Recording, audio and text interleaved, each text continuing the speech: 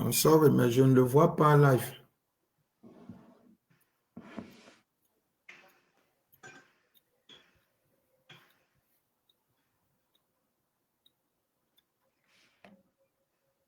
Le jingle qui passe là, je ne le vois pas live. Ça passe déjà? Ça ne passe pas encore, non, ouais, j'espère. Je ne vois pas.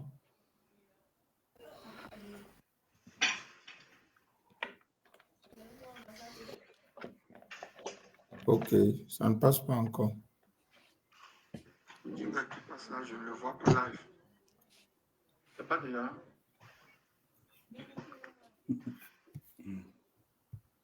C'est pas encore, non, ouais, j'espère. Si.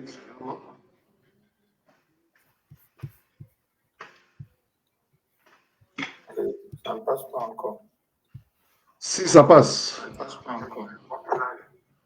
Maintenant, oui. Là, je ne le vois pas live. C'est pas bien. C'est pas encore, non, ouais, j'espère. C'est pas encore, non, ouais, j'espère. Ça ne passe pas encore. Si, ça passe. Ça ne passe pas encore. Maintenant, oui. Là, je ne le vois pas live. C'est pas bien. C'est pas encore, non, ouais, j'espère. C'est pas encore, non, ouais, j'espère. Ça ne passe pas encore. Si, ça passe. Ça ne passe pas encore.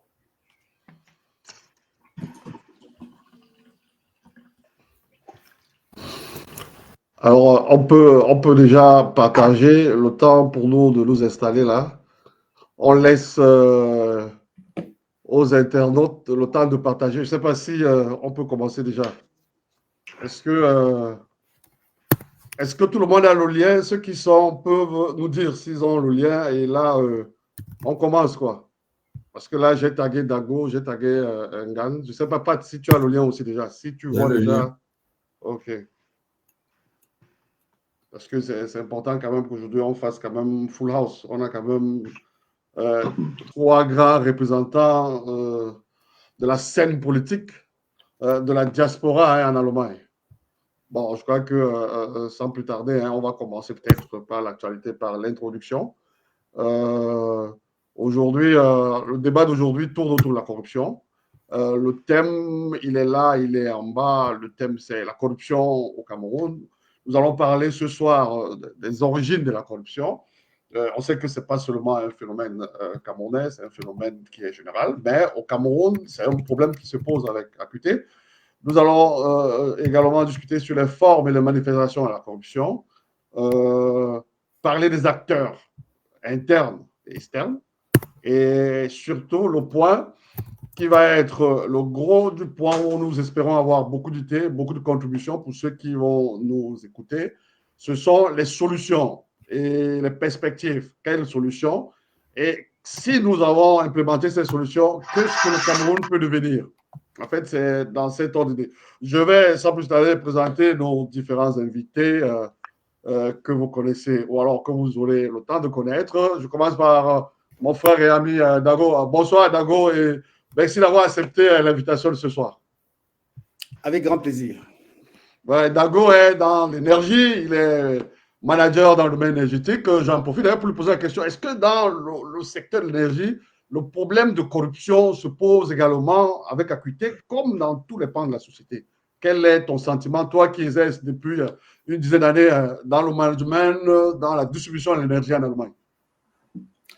Ben, la corruption, bon, je ne sais pas si c'est dans les mêmes proportions, comme on peut dire dans le domaine du Cameroun.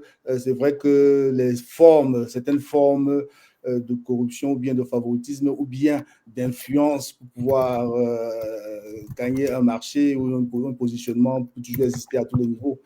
Je pense que sur le plan visible, c'est pas la petite corruption comme chez nous, là, où on est dans les mange-mille. Ou bien dans la grande corruption, qui n'est peut-être pas la corruption. Non, nous allons entrer dans le détail. Hein. Je voulais juste. Oui, dans tous les domaines. Je vois que la corruption voilà. touche tous les secteurs. Il n'y a aucun secteur de la vie humaine qui est épargné par ce phénomène, par ce fléau. OK. En bas de Dago, je présente notre frère, notre ami Patrice Moha, qui est un militant du parti camerounais pour la réconciliation nationale. Bienvenue, M. Patrice, et merci beaucoup d'avoir accepté l'invitation de Radio Bonan. Merci pour l'invitation déjà. Le plaisir est toujours le mien. Lorsqu'il faut débattre des questions qui engagent l'avenir de notre pays, c'est toujours un plaisir pour moi. Donc, je dis encore bonsoir aux deux frères qui sont là à Saint-Pice, le Inganga. Je crois que j'ai bien prononcé. Ouais. Wow, vous avez bien prononcé. Et ceux qui ont lu le manuel, j'ai précisé que tu es militant d'un parti politique. C'est vrai qu'on n'a pas mis les étiquettes, mais vous n'allez pas cacher vos étiquettes politiques. Ceux qui ont lu le manifeste de votre président, la corruption occupe la première place. Pourquoi? Selon vous, vous le militant encadré, comme encadré, le mot c'est nouveau que encarté. Ah, voilà, toi, le militant encarté, pourquoi la corruption prend la première place? Parce que la corruption n'est pas un phénomène isolé au Cameroun, c'est pratiquement un phénomène majeur qui est même l'un des principaux problèmes qui gangrènent notre système. On va le lier facilement avec la malgouvernance, mais cette malgouvernance aussi baigne dans la corruption. Et le président national a mis ce sujet en premier plan parce que si la corruption est résolue, naturellement que tous les autres problèmes que nous avons dans tous les secteurs de notre société camerounaise seront résolus tout naturellement. Ok, merci beaucoup d'avoir accepté l'invitation. Je l'ai dit, le dernier invité, c'est quelqu'un qu'on ne peut plus régulier dans les Radio Bonham, mais il faut toujours le dire, Ngan, il est un cadre du parti du MRC du mouvement pour la Renaissance du Cameroun. Monsieur Ngan, merci d'avoir accepté de débattre, de croiser le verbe. Aujourd'hui, enfin, on a demandé un débat contradictoire. Comment tu te sens aujourd'hui par rapport à ces débats contradictoires que toi-même tu as toujours eu à exiger ici sur Radio Bonham? Bonsoir mon frère Wad, merci. Bonsoir d'abord à tous ceux-là qui nous accompagnent ce soir. J'espère qu'ils seront un peu plus nombreux et que nous serons à la hauteur des attentes. Bien sûr, je suis très, très fier de voir qu'il y a Simplice et Patrice qui ont accepté de nous accompagner. Je trouve qu'il est nécessaire que les Camerounais débattent, qu'ils s'échangent sur leur pays et par rapport à l'actualité. Et la corruption, c'est quelque chose de tellement vieux tant que les hommes existent sur Terre. On parle même du temps de l'Antiquité avec Platon et autres qui disaient déjà qu'il y a des phénomènes qu'on peut traiter de corruption dans la chose publique. Et comme M. Ouaha l'a dit tout à l'heure, je crois que c'est une gangrène dans notre pays. Certes, Dako parle de mange-mille. Donc, c'est vrai qu'au niveau international, c'est tout un autre niveau, une autre dimension, mais déjà à notre niveau, ça nous cause beaucoup de problèmes. Donc, je suis très content de voir que je peux m'échanger avec les frères sur ce thème aujourd'hui. Merci. Ok, sans plus tarder, je précise aux auditeurs qui peuvent poser des questions. Nous avons 82 minutes et nous espérons aller d'abord sur les origines. Tu es sûr qu'on est déjà connecté là? Si on est connecté, ça passe, on est connecté. Ceux qui n'ont pas le lien. Je pense que c'est maintenant qu'on doit partager le nouveau lien. Donc, je te donne quelques secondes là. Parce que ça allait un peu vite là tout à l'heure. Je ne sais pas si je peux t'envoyer ça. Je peux t'envoyer. Non, je l'ai déjà. Ok. Ok. Ouais, il faut envoyer dans les groupes et tout, parce que bon, on veut un débat, on veut des questions. Parce qu'en fait, on ne veut pas débattre seulement pour nous, on veut débattre avec les Camerounais qui vont poser les questions. Un débat citoyen, comme on dit souvent. Un débat citoyen, mais il y a des orientations. On peut être citoyen et avoir des approches qui diffèrent, même si peut-être on est trois restés citoyens, malgré tout, on reste citoyens. Ok. La première question, c'est une question générique. Les origines de la corruption. Et à chacun de répondre. Dago, selon toi, en gros, une synthèse sur les origines de la corruption en général, pas seulement au Cameroun. Oui. D'entrée de jeu, j'aimerais dire, pour entrer dans ce débat, que je m'exprime aujourd'hui vraiment comme un citoyen camerounais, je n'ai pas envie de porter une étiquette, parce que quand on porte une étiquette militante, ça fait qu'on est toujours dans ce qu'on appelle les stratagèmes selon on va tout chercher à tourner la vérité, on recherche la vérité, on doit regarder les choses avec courage en face, sans se cacher, parce que les fléaux qui touchent le Cameroun touchent tout le monde. Ça n'a pas de parti, ça n'a pas de couleur. Quand quelqu'un est victime de la corruption, il n'y a pas de, ça ne choisit pas de quel parti, bien de quelle religion, bien de quel sexe. Je pense que c'est un problème social et on devait l'aborder vraiment sous cet angle transversal pour pouvoir approfondir le débat. J'aimerais bien vraiment déjà mettre ça pour ma part. Hein. Les autres pourront naturellement parler pour eux. Et en ce qui concerne les origines, ce que j'ai pu tout simplement pour moi réfléchir de façon objective, c'était d'abord l'héritage colonial. N'oublions pas ça que l'administration coloniale était régnait sous une forme de favoritisme, c'était centralisé et c'était vraiment une culture de l'impunité. Ça, c'était un peu c'est ce qu'on a hérité déjà dès le départ du système colonial. Ça, c'est une première chose. Et il y a aussi une cause que j'ai remarqué, la confusion entre la solidarité coutumière et un abus de pouvoir moderne. Parce que vous savez que généralement en Afrique, on va quelque part, on a toujours un cadeau qu'on apporte et ce mélange a aussi peut-être dû créer sur le plan culturel quelque chose. Non? Donc, une confusion entre pouvoir moderne et tradition. Okay. Il y a aussi un point qui est important, quand on le dit, c'est aussi les institutions faibles. Parce que quand on a les institutions faibles, une justice qui est lente, ça crée tout ce qu'on appelle un retour à l'informel. Et ça, c'est aussi un problème. Donc, les institutions sont un peu faibles, la justice est lente, elle n'est pas encore aussi efficace que nous souhaiterions l'avoir. Je vois aussi une histoire comme une éducation qui est fragilisée, parce que dans notre culture, maintenant, quand on voit la réussite seulement sur... les gens on voit la réussite sur le plan matériel, mais les gens ne se posent pas sur la question sur l'éthique. Tandis que dans notre entourage quotidien, ça c'est aussi un décalage par rapport à la réalité. Donc les gens veulent rapidement s'enrichir. Et nous, dans notre culture sociétale, nous ne nous questionnons pas que comment il a fait pour avoir cet argent sur le plan éthique. Je pense que ça, c'est pour moi à peu près les origines profondes de la corruption actuellement qui nous mine. Ok, merci pour cette approche. Monsieur Gann, est-ce que vous avez quelque chose à ajouter sur les origines en général de la corruption ou alors ce que Dago a dit, ça vous va, ça vous convient, ou alors vous pouvez enrichir, ajouter quelque chose? Je crois que ce serait une façon d'enrichir le débat. Ce que Dago a dit sur le cadre historique de la corruption, je crois que ça tient. Depuis même l'Antiquité, comme je dis, on retrouve des textes de Platon, Aristote, qui évoquaient déjà des pratiques de corruption dans la gestion des affaires publiques. Il faut voir que ceci a eu beaucoup à faire dans la gestion de l'affaire publique, c'est ce qu'on parle, mais même au niveau de la société. Parce que le mot d'abord corruption, ça vient, je crois, du latin qui s'appelle corruptus et qui voulait dire une série d'images du mal. Il renvoie à des facteurs de destruction de ce qui est sain. Je ne suis pas religieux, mais je crois qu'on comprend. Donc, en fait, la corruption est quelque chose qu'on a mis dans le cadre de « il y a des choses saines ». Bon, l'homme n'est pas parfait et maintenant, il y a des gens qui essayent dans ce qui est sain, dans ce qui devrait se passer devant, selon une certaine justice, de le corrompre parce qu'ils ont exactement des intérêts inavoués. Et c'est dans ce sens de ce que Dago a dit tout à l'heure. Par exemple, nous avions chez nous cette pratique de que quand on vient chez quelqu'un, on lui apporte quelque chose.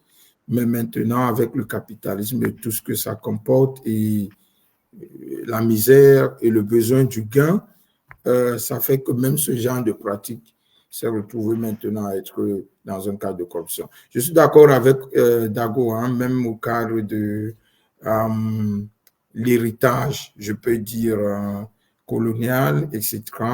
Mais après, exactement avec des institutions qui sont faibles. C'est vrai, on ne voudrait pas peut-être parler d'étiquette, mais actuellement, je crois que quand on parle des institutions faibles, ça revient à la malgouvernance, comme a dit M. Wahab, qui engendrent et qui font pérenniser exactement cette corruption qui aujourd'hui nous fait mal. Voilà. Ok, on va passer la parole à M. Moha. Toujours pour parler, essayer de expliquer, de nous expliquer les origines de la corruption. Bon, peut-être j'ajouterai une question.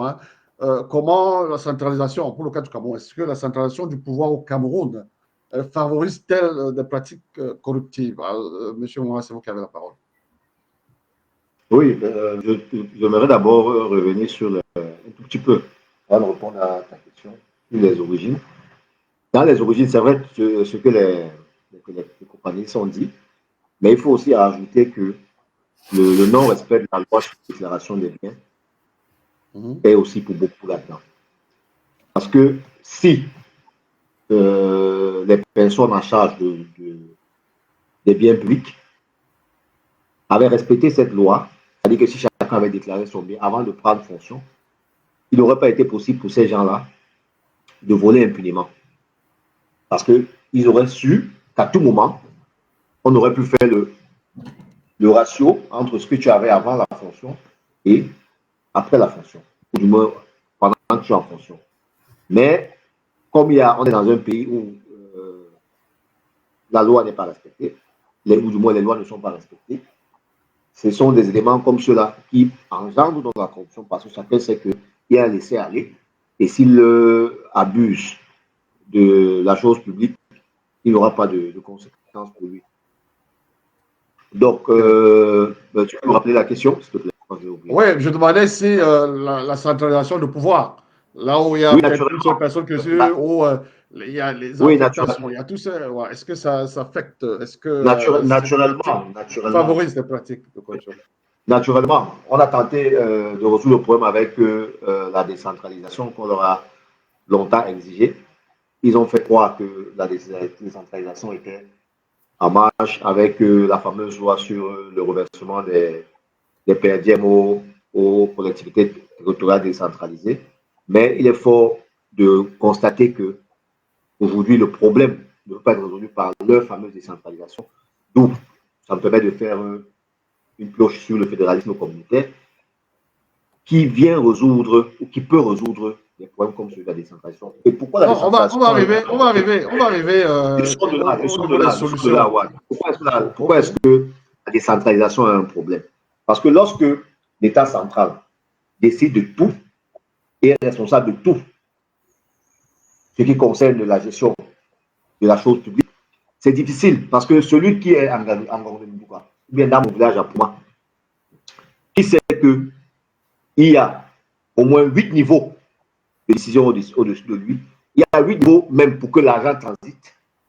Tous ces niveaux-là sont des niveaux qu'on a créés pour que les niches viennent s'établir pour que la corruption puisse entrer.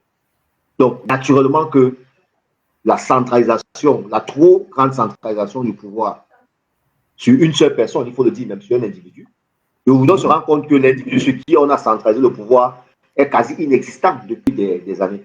Et donc, du coup, ça permet une léthargie, ça permet que des gens puissent faire ce qu'ils veulent.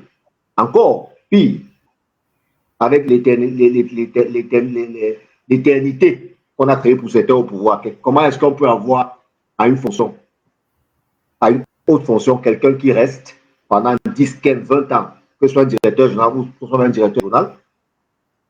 C'est problématique parce que quand tu restes longtemps à un poste de décision ou un poste de pouvoir, tu installes une machine autour de toi qui est outillée dans des affaires de corruption.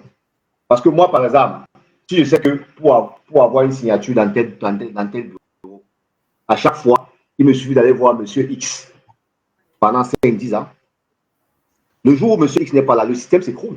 Mais tant qu'il est là, le système continue à souiller davantage. Donc, ce problème de non-décentralisation et donc de centralisation est un problème majeur qui favorise énormément l'essor de la corruption au Cameroun. Ok, merci. Nous avons un peu étudié ensemble, vous avez vu ensemble, nous avons étudié un peu les origines de la corruption, on a essayé. Et on va aller sur la question, parce que lorsqu'on a étudié les origines, les gens parlent de la corruption, M. Dago, comment elle se manifeste, sous quelle forme, quelles sont les différentes formes de corruption qu'on peut par exemple rencontrer au Cameroun, dans un pays comme le Cameroun, ou alors dans le monde? J'ai essayé pour la préparation de cette émission, par rapport aux thématiques qui étaient proposées, de voir un peu le cas du Cameroun sous un regard citoyen. J'ai remarqué qu'il y a les manifestations de la corruption, on peut les voir dans des grands domaines. On commence par la petite corruption, c'est-à-dire un petit billet pour accélérer un dossier, ce que je parlais tout à l'heure, les mange-mille pour rapidement traverser un contrôle policier, un café pour obtenir un service basique. Il y a la grande corruption, et là, je peux voir les détournements de fonds publics, les marchés truqués, enrichissement illicite visible, mais jamais puni. Ça, c'est ce qu'on parlait tout à l'heure. On peut aussi parler de ce qu'on observe, la corruption sur le plan électoral, et ça va dans tous les sens. Hein. Quand je parle, comme je dis, c'est un regard citoyen, ça peut être ce qu'on appelle l'achat de conscience. Achat de conscience, ça se fait sur toutes les formes. Hein. Il y a aussi, c'est une forme de corruption, il y a le clientélisme, l'usage des moyens d'État à des fins partisanes. Ça, c'est une forme de corruption. La corruption intellectuelle et morale, ça aussi, c'est un aspect de corruption que j'ai pu noter. Par exemple, un silence complice par rapport à une situation, la relativisation du mal, parce que déjà dans notre contexte social camerounais, le mal est relativisé. La banalisation de la tricherie dès l'école, même à l'école déjà, la tricherie est banalisée. Les notes achetées, les parents qui achètent des notes, les élèves qui trichent de tous les côtés. Tout ça, c'est déjà les formes visibles de la manifestation de la corruption dans le contexte camerounais, pour répondre vraiment à la question de façon précise. Ok, merci. Hein? Et c'était vraiment concis. Monsieur Ngan, on est toujours sur les formes et les manifestations de la corruption. Est-ce que tu peux, à ton niveau, nous dire comment se manifeste la corruption au niveau de l'administration, au niveau de la justice électorale, ou alors, en gros, qu'est-ce que tu penses ou alors comment tu lis, comment tu entrevois la manifestation de la corruption au Cameroun? Ouais, je salue bien que mon frère Dago insiste et persiste en disant le regard citoyen, ou je ne sais pas comment il appelle ça. Non, c'est pour éviter de dire, on n'a pas à vouloir tout citer parce que tout ce qu'on cite là sont des conséquences. Ce sont des manifestations, on n'a pas des manifestations. Comment ça se manifeste? Les formes et les manifestations. Oui, les formes de manifestation. Moi, je dis que les conséquences, on pourra en parler, hein, ça c'est un autre thème, les conséquences. Oui, au niveau des perspectives. La manifestation.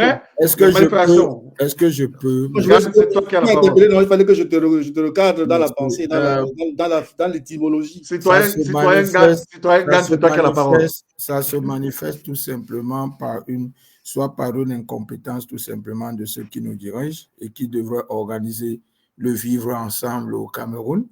Et tout le reste, ce qu'il a dit là, comme ça se manifeste, ou ça se manifeste tout simplement dans cet esprit, j'appellerais ça exactement, pour moi, c'est la malgouvernance voulue, volontaire, dans le cadre de vouloir s'éterniser au pouvoir. Vous savez, les Camerounais sont faits volontairement miséreux. Et quand quelqu'un est miséreux, il est facile de le corrompre. C'est ce qui se passe tout simplement. Dans tout le reste qu'il a cité là, et même jusqu'aux parents qui après achètent les notes de leurs enfants, mais c'est parce qu'on les a mis dans un système où, parfois, c'est le seul moyen d'apprendre, par exemple, que son enfant fasse un concours, par exemple, de la police. C'est le seul moyen pour que son enfant entre dans une institution à l'université. C'est le seul moyen pour que son enfant aille à l'ENAM. Ce n'est pas lui qui a voulu qu'on le mette dans cette situation. Mais la situation est là, puisqu'on a très souvent que quelqu'un vous dit on va faire comment. Et même quand quelqu'un a son marché et que le sous-préfet.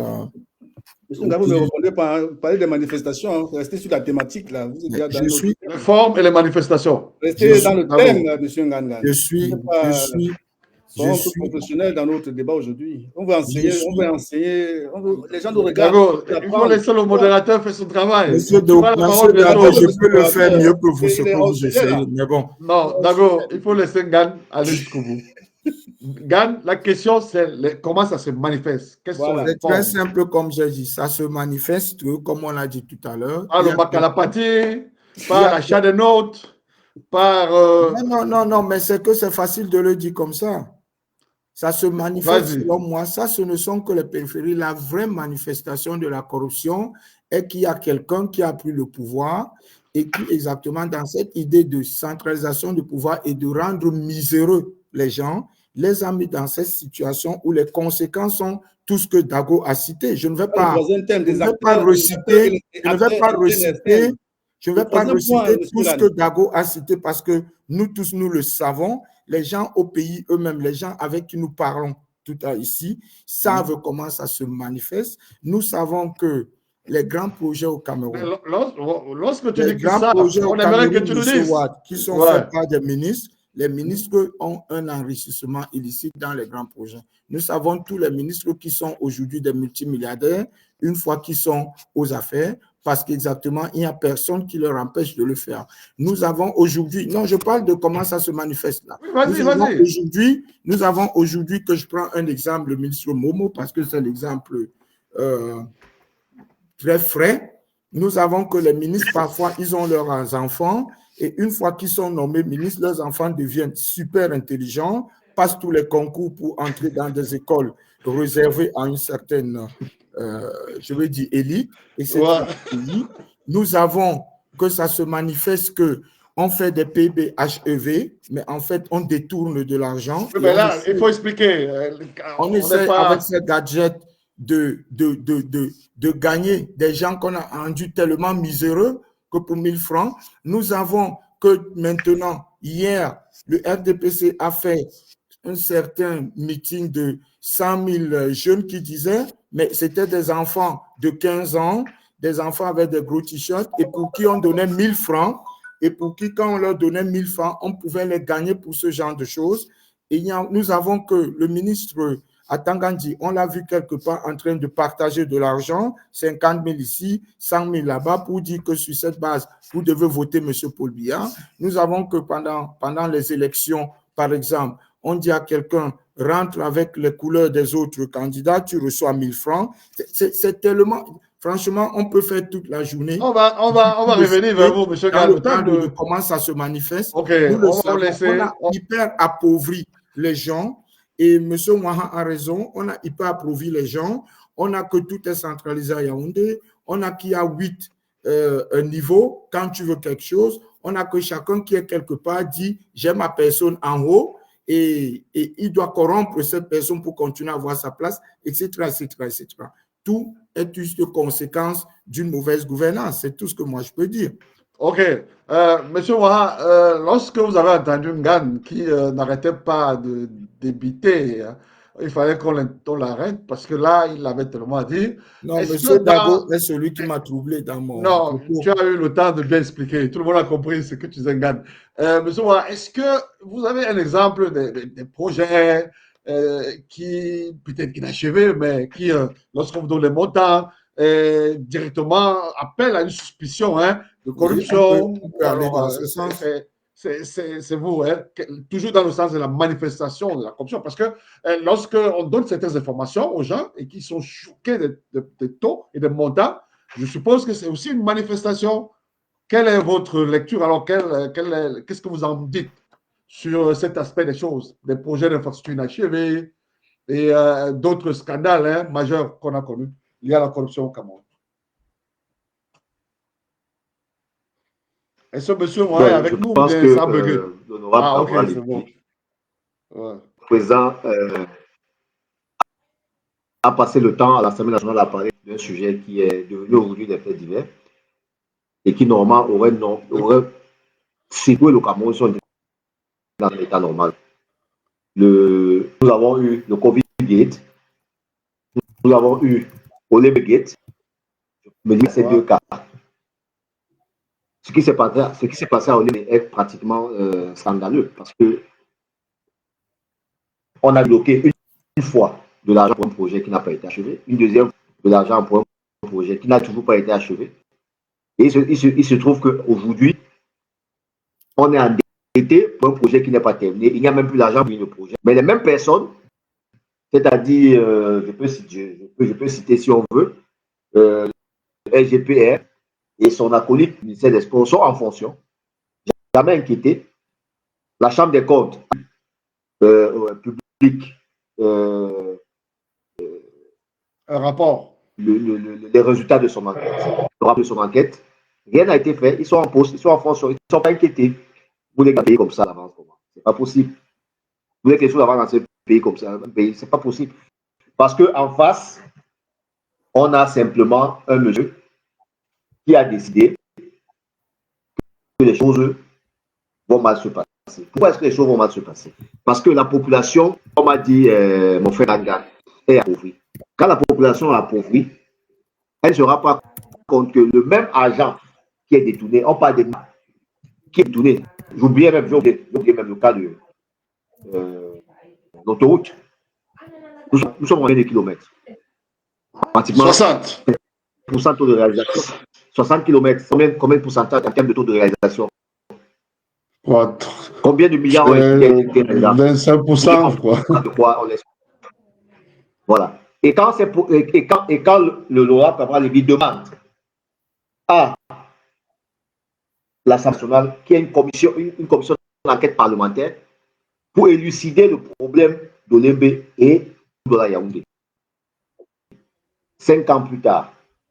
Donc, je pense que c'est des cas qui, je me limite à ces 3 cas, qui devraient normalement, logiquement, pour des personnes normales, essayer de s'interroger sur la gestion de la chose publique. Mais tout ça, encore une fois, revient au sujet dont on vient de parler, la question que tu as posée tout à l'heure, sur la centralisation du pouvoir. Tu vois, parce que pour le cas d'Olembe, par exemple, dont tu as parlé, toutes les décisions étaient centralisées au SGPR et donc du président de la République. La task force. La task force était pilotée par le SGPR. C'était un truc qui a été monté, tout contrôlé par le SGPR. Donc, et le Covid-Gate, le même SGPR est toujours dans le Covid-Gate. Donc, je pense que si je me limite à ces 3 cas, tu as largement la possibilité de comprendre que on a des exemples qui sont là, qui sont alarmants et pour lesquels on n'a pas d'issue. Comment est-ce que tu peux avoir, comment un ministre peut être milliardaire? Un ministre est président d'une équipe de football. Comment, dans quel pays? Nous sommes ici en Europe. Tu fais comment pour avoir un ministre milliardaire? On connaît un salaire. Tu fais comment? C'est pas possible. Mais ils sont installés, ils sont là. L'autre est venu l'autre jour jouer comment on appelle ça? C'est le ping-pong. Ping-pong. Ah, et puis on applaudit. Voilà, on applaudit. C'est pas normal. Ok, merci. Dago, tu as parlé de la corruption. Peut-être un petit mot pour ajouter par rapport à ce qu'il dit, parce que je trouve que c'est important. Quand Dago dit, quand on parle de manifestation, et quand je dis qu'il y a la malgouvernance qui est même volontaire, je crois que tous se rappellent ici qu'il y a eu un moment pas très longtemps, le Cameroun a eu la CAN qu'il devait organiser et les responsables de la CAF ont, après un temps de checking de comment les travaux évoluaient, ont décidé de ne pas donner la CAN au Cameroun en disant que le Cameroun ne sera pas prêt. Je crois que nous l'avons tous vécu. Alors, ce qui s'est passé est qu'il y a bien en ce moment-là un vice-directeur de la CAF qui, dans une interview, a dit qu'ils sont arrivés chez le président pour lui donner les raisons de leur refus de lui donner la CAN et ils lui ont présenté les résultats de leur check-in sur le terrain, les réalités avec photos et autres, pour lui dire ce n'est pas possible. Et ils ont constaté quand ils étaient là-bas que les responsables, par contre, de ce projet, déjà par le ministère et tout, avaient présenté par contre d'autres éléments au président qui ne correspondaient pas à la réalité. J'insiste pour dire que parce que ce que M. Ouaha dit, il faut bien l'écouter. Alors, Monsieur le Président a au moins là eu un cas palpable qui lui montre qu'en fait, il est trompé, mais il n'a pas agi. Et il y a beaucoup d'argent des Camerounais qui ont coulé dans ce projet non fini, mais les mêmes personnes sont aux affaires. Alors, pour moi, c'est ce qui est plus important pour dire que comment ça se manifeste? Ça se manifeste pour moi tout simplement qu'il y a quelqu'un en haut qui, pour des raisons qui lui sont propres, encourage même cette corruption et voudrait que cette corruption se pérennise. Là, maintenant, on peut se demander... On arrive sur les acteurs et ce que Dago disait, je suis à l'avis avec lui pour ne pas brûler. On a quand même un fil conducteur. Tu as pris la parole 2 fois. Je crois que Dago, c'est toi qui as la parole. Et lorsque tu as entendu ce qui est grainé, naturellement, tu as quelque chose à dire dessus. Mais moi, la question que moi je veux te poser, en tant que citoyen, puisque tu l'as dit toi-même, tu es là aujourd'hui comme citoyen, quel est selon toi l'impact sur l'opinion publique et sur l'économie générale du pays de toutes ces preuves manifestes, palpables de la corruption dans un pays comme le Cameroun? Sommes-nous déjà dans la thématique toujours de la manifestation, comme ça, pour essayer pour clore cette partie de manifestation? Oui, bien sûr, bien sûr. Toujours, nous sommes toujours. Tu peux toujours dire quelque chose sur la manifestation. Tout à l'heure, quand je disais que c'est un peu difficile d'aborder un sujet aussi important, un sujet aussi sociétal avec une posture militante, je le disais d'entrée de jeu, que ça risque de biaiser une discussion aussi intellectuelle, aussi intéressante, qui pourrait profiter au grand public et nous enseigner tous pour une réflexion introspective collective. Parce que c'est très important que nous faisons une expression, toujours voir le mal ailleurs, que c'est toujours tel qui est responsable de tel. Ça nous enlève aussi notre responsabilité citoyenne. Je l'ai dit tantôt, quand on citait les origines, on a aussi cité ça, qu'il y a la justice qui est lente, les institutions qui sont faibles. C'est connu, on n'a pas besoin toujours de le dire. C'est des choses qui sont factuelles. Oui, mais Dago, je viens. Je voulais juste préciser. Je te relance, s'il te plaît. Parce que là, je te relance juste, pardon. Lorsque tu dis que ce n'est pas important, est-ce qu'on peut résoudre un problème qu'on n'a pas posé et qu'on n'a pas expliqué? Est-ce que, selon toi, on devait venir devant les citoyens et dire comment on va résoudre le problème de la corruption sans l'étaler? Je n'ai pas dit ça non plus. Quand on vient avec une posture de je suis militant, ça veut dire qu'on ne veut que attaquer l'autre, c'est à cause de l'autre que c'est comme ça. Donc ça veut dire que ça nous empêche d'entrer dans la vérité, dans l'introspection collective, d'étudier le problème de la corruption. Dis-nous la vérité, dis-nous la vérité. Ton fil conducteur était très intéressant. Quand j'ai vu ton fil conducteur de l'émission, j'étais fasciné parce que je me disais enfin un débat citoyen qui nous permet de nous élever de nos clôtures partisanes. On n'est pas dans une campagne politique, nous sommes dans un débat où on veut éclairer le public, on veut échanger sur un phénomène, un fléau qui nous touche tous. Par exemple, un impact de la corruption. Quand il y a corruption, par exemple, ça nous fait perdre à l'État 1000 milliards d'euros de francs CFA par année budgétaire. Je pense que c'est un impact sérieux. Ça peut nous faire combien d'hôpitaux, ça peut nous faire combien de routes, ça peut nous faire combien de... La conséquence directe, c'est que ça nous fait déjà un manque à gagner énorme.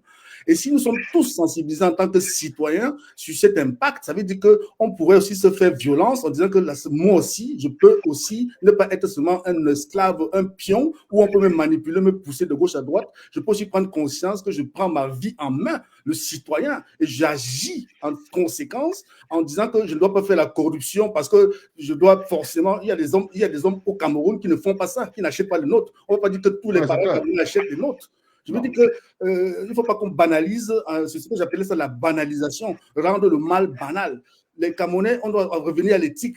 Par exemple, quelqu'un construit sa maison à côté de nous, enrichissement. Nous tous, nous allons vers chez lui, nous faisons le monde chez lui. Nous ne questionnons pas sur le plan éthique. Il a fait comment pour avoir cet enrichissement? C'est tout ça, c'est un problème qui nous concerne tous, c'est notre voisin, c'est nous tous. Quand il n'y a pas de route, la route, moi je suis militant du RDPC, je ne vais pas le cacher non plus. Quand il n'y a pas de route au Cameroun, le militant du RDPC en souffre autant que le militant du NRC, le militant du PCN et n'importe quel citoyen de la ville. Quand il n'y a pas d'eau qui coule, quand il y a ces problèmes infrastructurels, nous tous nous en souffrons. Ce n'est pas un problème de parti, ce n'est pas un problème de personne, c'est nous tous, ça touche tout le Cameroun. Donc parlons aujourd'hui du Cameroun. Posons la question. Et si, quand on parlera des causes externes, les acteurs externes, on pourra indexer l'État, on pourra dire tout. Mais on y arrive. C'est pourquoi je dis rien, mais on y arrive parce que on ne peut pas parler de corruption sans trouver quand même quels sont les responsables. Et c'est la thématique conducteur. On y arrive. Était tellement élaboré et propre. Oui. J'ai l'impression que chacun a reçu un autre fil conducteur dans cette émission. J'espère que ce n'est pas le cas. Parce que non, c'est le même. Hein? OK, donc l'impact sur l'économie et sur l'opinion publique. Surtout sur l'opinion publique. Est-ce que ça ne décourage pas le citoyen? Lorsque le citoyen qui vend ses oranges et qui fait des sacrifices pour envoyer ses enfants à l'école en tant que les gens détournent de l'argent, et en plus, ils ne sont pas inquiétés, est-ce que ça le motive pour suivre les directives qui pourraient faire que le pays progresse? OK. Pour mon opinion directe et personnelle, c'est que la corruption, les gens, puisqu'il n'y a pas une vision générale, les gens voient seulement son petit tunnel. La corruption, beaucoup de personnes pensent que chacun s'en sort d'une façon ou d'une autre. Chacun a sa relation, chacun a son petit contact, chacun a son petit tuyau, qu'il soit de quel bord, chacun a son petit couloir. Donc chacun croit que quand c'est comme ça, c'est bon. Tu peux avoir un permis facilement, tu peux avoir un acte de naissance facilement, tu peux avoir ceci facilement.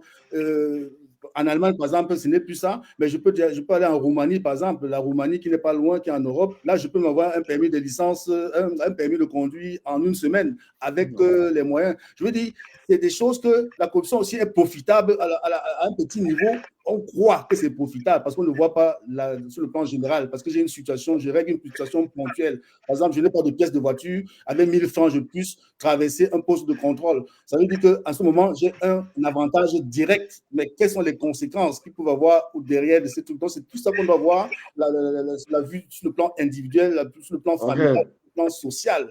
Je veux dire que les impacts, c'est à tous les niveaux. Mais moi, je dis, sur le plan impact global, ça nous fait perdre énormément d'argent parce que beaucoup d'argent vont dans des secteurs parallèles et qui devraient aller là où ça devrait aller. Mais ce qui rejoint les autres, c'est que l'exemple de vos souvenirs d'en haut, ça, voilà. Ça, parce que s'il n'y a pas une exemplarité sur le plan de la gestion, ça veut dire que chacun se dit que si là-bas ça se passe, pourquoi pas aussi nous? Donc, il faut aussi qu'il y ait ce qu'on appelle la confiance. C'est pourquoi ça revient sur la thématique de la centralisation. Quand le pouvoir est très centralisé, ça fait que ça devient automatiquement. Regardons par exemple l'évolution du communisme. Ça a été bien, mais quand ça a commencé à être très centralisé, c'est là où la machine s'est grippée, parce que ça commençait à être du favoritisme, ça devait être des clans, le clanisme, les réseaux mafieux qui se créent. C'est ça les conséquences d'une forte centralisation. Ça fait aussi que le pouvoir n'est pas proche des populations, parce que la démocratie, elle doit être participative. Les populations doivent être impliquées dans la gestion, parce que quand il n'y a pas une confiance du public à l'État, ça veut dire que c'est difficile d'appliquer certaines règles parce qu'il n'y a pas une confiance. Parce que la confiance pourrait aussi encourager l'impunité, la justice devrait être faite. Comme ça, ces éléments de corruption viendront plutôt. Sans oublier maintenant l'éducation collective aussi. Ça, c'est bon, ça, c'est au niveau de l'impact. On va arriver sur les solutions. Tu as bien dit l'impact sur ce que le ressenti. Mon frère, moi, le temps on te revient tout à l'heure au niveau des acteurs internes et externes. Monsieur Ouah, tu nous as dit, on se tutoie, je crois que c'est plus facile. Tu nous as dit que tu as été candidat aux élections à Douala 5e. Généralement, la corruption dans notre pays se manifeste aussi dans les fraudes électorales. C'est récurrent, c'est connu, on le dit. Mais comment ça se manifeste? Comment se manifeste la corruption dans le cadre des élections dans un pays comme le Cameroun? Toi qui as été un acteur direct.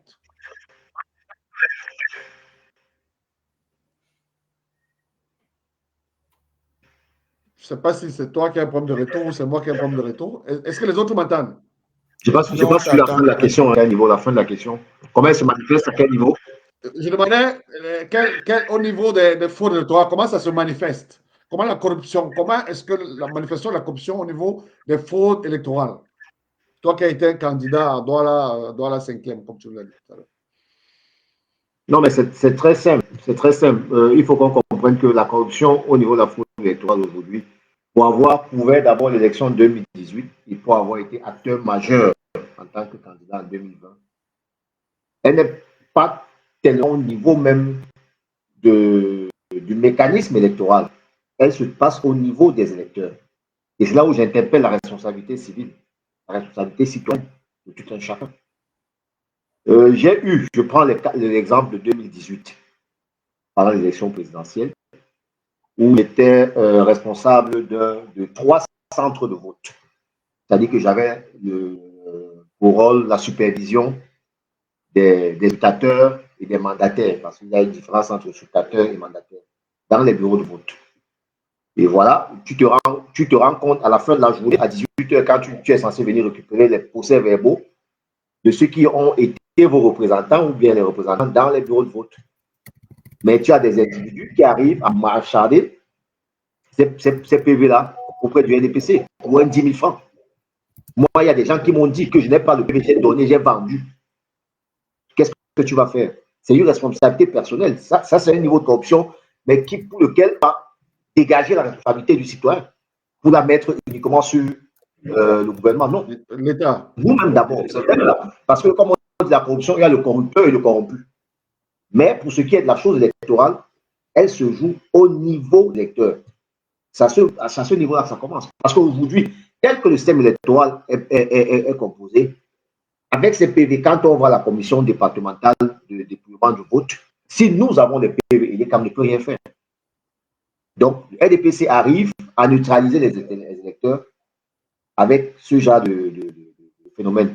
Donc, après, maintenant, on connaît, c'est-à-dire que les juges aussi, après, si tu vas au tribunal administratif pour engager une procédure d'annulation d'un vote ci ou ça, là, le juge va être conclu. Ça, on connaît. Mais la base, comme j'ai dit, c'est au niveau des électeurs. Maintenant, pour ce qui est des élections municipales, il y a aussi un autre pan de la chose qui est la constitution même des listes. C'est-à-dire que tu as des supra-représentants de la loi qui sont les sous-préfets. Il y a des documents que les sous-préfets sont habilités à signer qui rentrent dans la constitution du dossier du candidat de l'élection. À ce niveau, tu as des sous-préfets qui refusent de les signer parce que tu es un candidat d'opposition. Je pense que mon frère Dabo, là, il peut connaître de quoi je parle. C'est des cas comme ça qui de ce qui se passe au niveau de la fraude électorale. Ok, merci, M. Ouaha.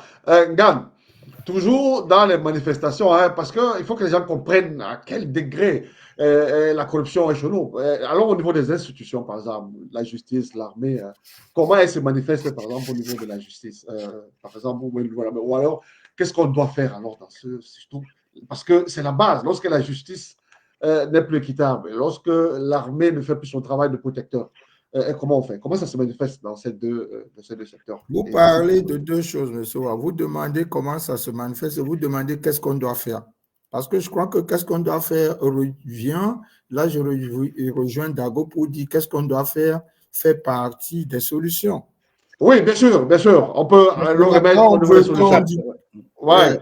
Alors, on parle de comment ça se manifeste ou on parle de ce qu'on doit faire. Parce que, comment ça se manifeste? Merci. C'est très simple, M. Ouaha, comme on l'a dit tout à l'heure. Au niveau de la justice. On a un système où il n'y a pas de sanction. On a créé un système où les gens qui ne font pas leur travail, tout le monde sait qui n'a pas fait son travail, ils ne sont pas sanctionnés. Nous avons une justice avec des magistrats et autres qui ont des super tonnes de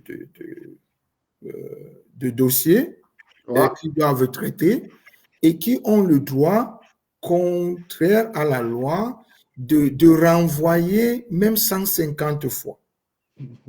Alors, vous pouvez vous retrouver en prison. Or, même depuis notre Constitution, il y a la présomption d'innocence. Le Code électoral a aussi des cas où il donne clair et net combien de temps on peut mettre quelqu'un, par exemple, en garde à vue. On n'a pas le droit de déférer directement quelqu'un à Nubel, alors qu'on ne lui a même pas encore signifié ce qu'on lui reproche. Alors, ça se manifeste comment? Monsieur Ouaha est au quartier, ce qu'on appelle souvent les DIMTT ou bien un grand, parce qu'il a un peu de l'argent, il va voir un commissaire au sous-quartier et du jour au lendemain, Simplice Dabo se retrouve en prison et envoyé à Nubel.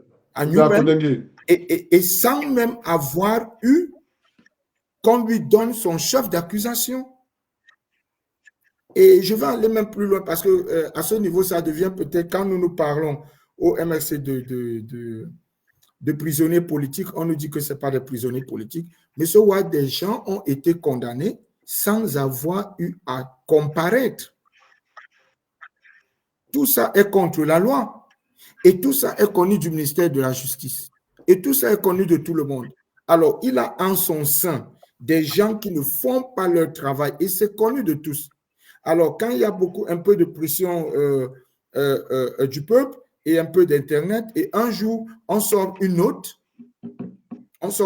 après 25 ans, après 30 ans, comme si c'est quelque chose de nouveau, et on dit, bon, il faut quand même vraiment faire ça, sinon il y aura des sanctions. Mais ce Ouaha, nous-mêmes, on en rit quand on lit la note, et en riant, malheureusement, on rit de tristesse, parce qu'après, malgré tout, il ne se passe rien. Et maintenant, pourquoi il ne se passe rien même par rapport à ces magistrats et autres? Je crois que les autres l'ont dit. Quand on parle de hyper-centralisation du pouvoir, on veut tout contrôler, mais après, la machine est grippée. la hypercentralisation fait qu'on a même peur de sanctionner ce magistrat. Son autorité ou bien son chef hiérarchique a peur de le sanctionner parce que dans le cadre de la centralisation du pouvoir, il ne sait pas qui a placé ce magistrat-là. Et par conséquent, il a peur lui-même, au contraire, des conséquences de sa sanction. Et les conséquences peuvent être que vous donnez, on a créé aussi au Cameroun un système où il est difficile, même dans le cadre de ceux qui sont compétents, de s'en sortir dans le cadre camerounais si, par exemple, on risque d'être licencié ou renvoyé sur la base de la hiérarchie, parce qu'on contrôle même parfois qu'en vous renvoyant, même dans le secteur privé, des gens ne vous engagent pas. Donc voilà un peu au niveau de la justice, comment ça se manifeste. Même parfois, vous avez même votre propre avocat qui vous demande de trouver quelque chose pour donner au magistrat pour votre cas. Ça veut dire que l'avocat n'est plus au niveau des lois du code pénal, puisque ça commence déjà même au niveau du code de procédure pénale, que la procédure n'est pas ce qu'elle devrait être. Je ne veux pas citer des grands noms ici, mais nous avons des gens, M. Ouad, qui restent plus de 8 ans, 9 ans en prison, et chaque fois on renvoie. Après, c'est un non-lieu. Le motif. Et cette personne, parce que quand Dago dit, nous devons rester intègres, c'est vrai, mais vous n'allez pas maintenant à ce niveau reprocher à la femme de cette personne d'essayer de soudoyer pour avoir son mari à la maison. Vous n'allez pas quand même lui reprocher à son niveau personnel, individuel, de voir que la machine est très forte et on lui dit clair et net, on peut faire de vous ce qu'on veut, vous ne pouvez rien nous faire. Il y a M. Mbamkui qui a giflé un citoyen dans son bureau et a dit, je peux même te tuer, mais on ne va rien me faire. Et ça, c'est des propos qu'on a le droit de dire dans notre pays sans qu'il y ait des conséquences. Voilà le vrai problème. Non, il n'y a pas de conséquences quand quelqu'un fait quelque chose reprochable. C'est ça le fond, en fait, de notre pays. Merci. On va passer à la phase des acteurs parce que, comme quelqu'un l'a dit, je crois que c'était M. Moha, il y a les corrupteurs et les corrompus. Donc, la corruption ne se fait pas seule. Mon cher Dago, lorsqu'on parle des corrupteurs, on doit généralement très vite les élites politiques, surtout au Cameroun, au vu des montants qu'on entend. Excusez-moi, la rime. On se dit, mais attendez, lorsqu'on entend qu'il y a un détournement de centaines de milliards dans un pays qui manque d'électricité, est-ce que les principaux acteurs les plus dangereux dans nos pays ne sont pas les élites politiques? Merci pour la question, Watt. Mais avant de venir sur le cas spécifique des élites politiques, j'aimerais, puisque j'ai fait mon devoir de bien faire mes recherches un peu sur le plan des acteurs. Des acteurs, tu nous demandais la question sur les acteurs internes et externes. Exactement. Bon, je reviendrai sur ta question spécifique, mais je vais tout simplement dire que nous avons les fonctionnaires.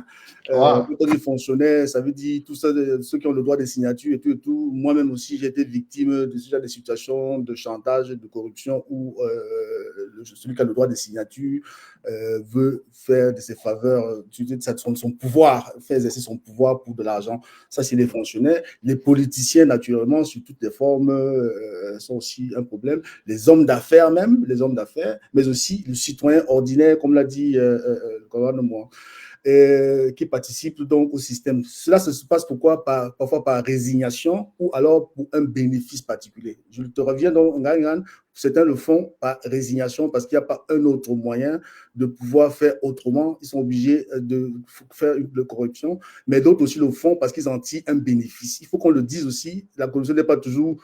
Il y a toujours un profiteur et un non-profiteur. C'est pourquoi ça perd. C'est pourquoi si ça ne faisait que du mal à tout le monde, ça devait s'arrêter très vite. Et tant que celui qui profite et celui qui, quand il y a une inégalité, parce que ce qu'on appelle la lutte des classes, il y a toujours des gens qui prennent et qui ne prennent pas.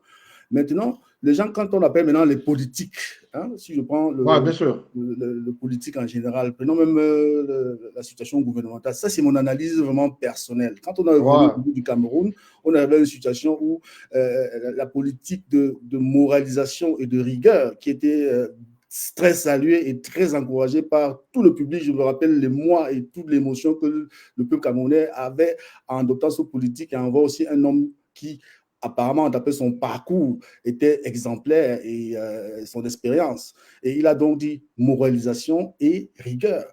Et quand il y a eu une évolution sur le plan du Cameroun, que cette politique n'a pas pu se mettre sur pied, parce que déjà, la dévaluation, la chute des coûts des produits, donc il y a eu une difficulté de ne plus avoir la prospérité et la richesse d'avant 1982. Donc, je vous dis pas les conjonctures économiques avec le FMI et tout ça. Comme ça, on a eu 2 dévaluations. Imaginez-vous que les salaires ont été réduits de 3 fois pour les fonctionnaires de l'État. Et tout ça là a créé ce qu'on appelle une tolérance administrative, parce qu'il fallait quand même laisser le lest pour que les populations puissent un peu respirer. Parce que c'est là où la moralisation ne pouvait plus avoir lieu, parce qu'on ne peut pas moraliser les gens quand ils ont faim, quand les gens ont des problèmes de gérer le quotidien. Comment est-ce qu'on peut leur parler de la morale? C'est pourquoi il y a eu dépravation totale, parce qu'il y a cette extrême tolérance administrative. Cette tolérance administrative a aussi eu son revers, son pervers. C'est que ça nous revient un peu comme une boule de face, parce que ça a créé aussi d'autres systèmes compliqués de mafiosie, et pas possible, de systèmes qui sont installés et qui sont instaurés. Et c'est dans tous les partis au pouvoir, c'est dans tous les secteurs du pouvoir. C'est pourquoi je dis politiciens, on ne va pas seulement dire ceux qui sont au règne, parce que quand ils se retrouvent souvent le soir, ils ne font pas comme ça, c'est des casquettes plutôt. Donc, les gens qui... Enfin, moi, au Cameroun, j'identifie une classe de profiteurs et une classe de ceux qui sont en souffrance. Ça, c'est ça qu'on doit voir. Et la classe de ceux qui sont des profiteurs, ils sont de tous les bords. Tous les bords, ne nous en cachons pas. Et les gens qui souffrent, ils sont aussi de tous les bords. Il ne faut pas qu'on se le cache aussi. Il faut qu'on prenne conscience, le citoyen et le politique, de ce déséquilibre et que nous l'équilibrons. Et c'est pourquoi on doit comprendre que la corruption nous mine tous. Parce que celui qui s'enrichit autour de lui et que son voisin n'a pas et que ses enfants n'ont pas plus tard, c'est spontané. Ça sert à quoi d'avoir 1000 milliards dans son compte, un argent qu'on ne va jamais finir? Il faut qu'on se tienne compte de cette cupidité et que certaines personnes arrivent à l'échelle des valeurs, que ce n'est que l'argent. Il faut qu'on se le fixe en face, que l'argent n'est pas la seule. Ce n'est pas parce qu'on va changer le RDPC, on va mettre le MSC, que subitement les Camerounais vont commencer à ne plus avoir le culte de l'argent et de l'enrichissement facile. On doit nous impliquer ça dans notre tête, que c'est un changement qui nous interpelle tous, pas seulement un parti politique. C'est une interpellation profonde, la refonte de notre moralité. Donc, pour revenir à ta question, les politiciens doivent jouer leur rôle, de ne pas jouer dans le clientélisme, de regagner la confiance et de ne pas être ceux-là qui s'enrichissent plus. Parce que en Allemagne aussi, la politique n'est pas pauvre. Quand tu es dans la politique en Allemagne et que tu fais ça bien, tu peux aussi avoir un bon revenu. Mais le tout n'est pas de ne pas être riche, comme disait Nganga à l'entame. Le tout n'est pas, il y a toujours des cadres où on peut bien vivre.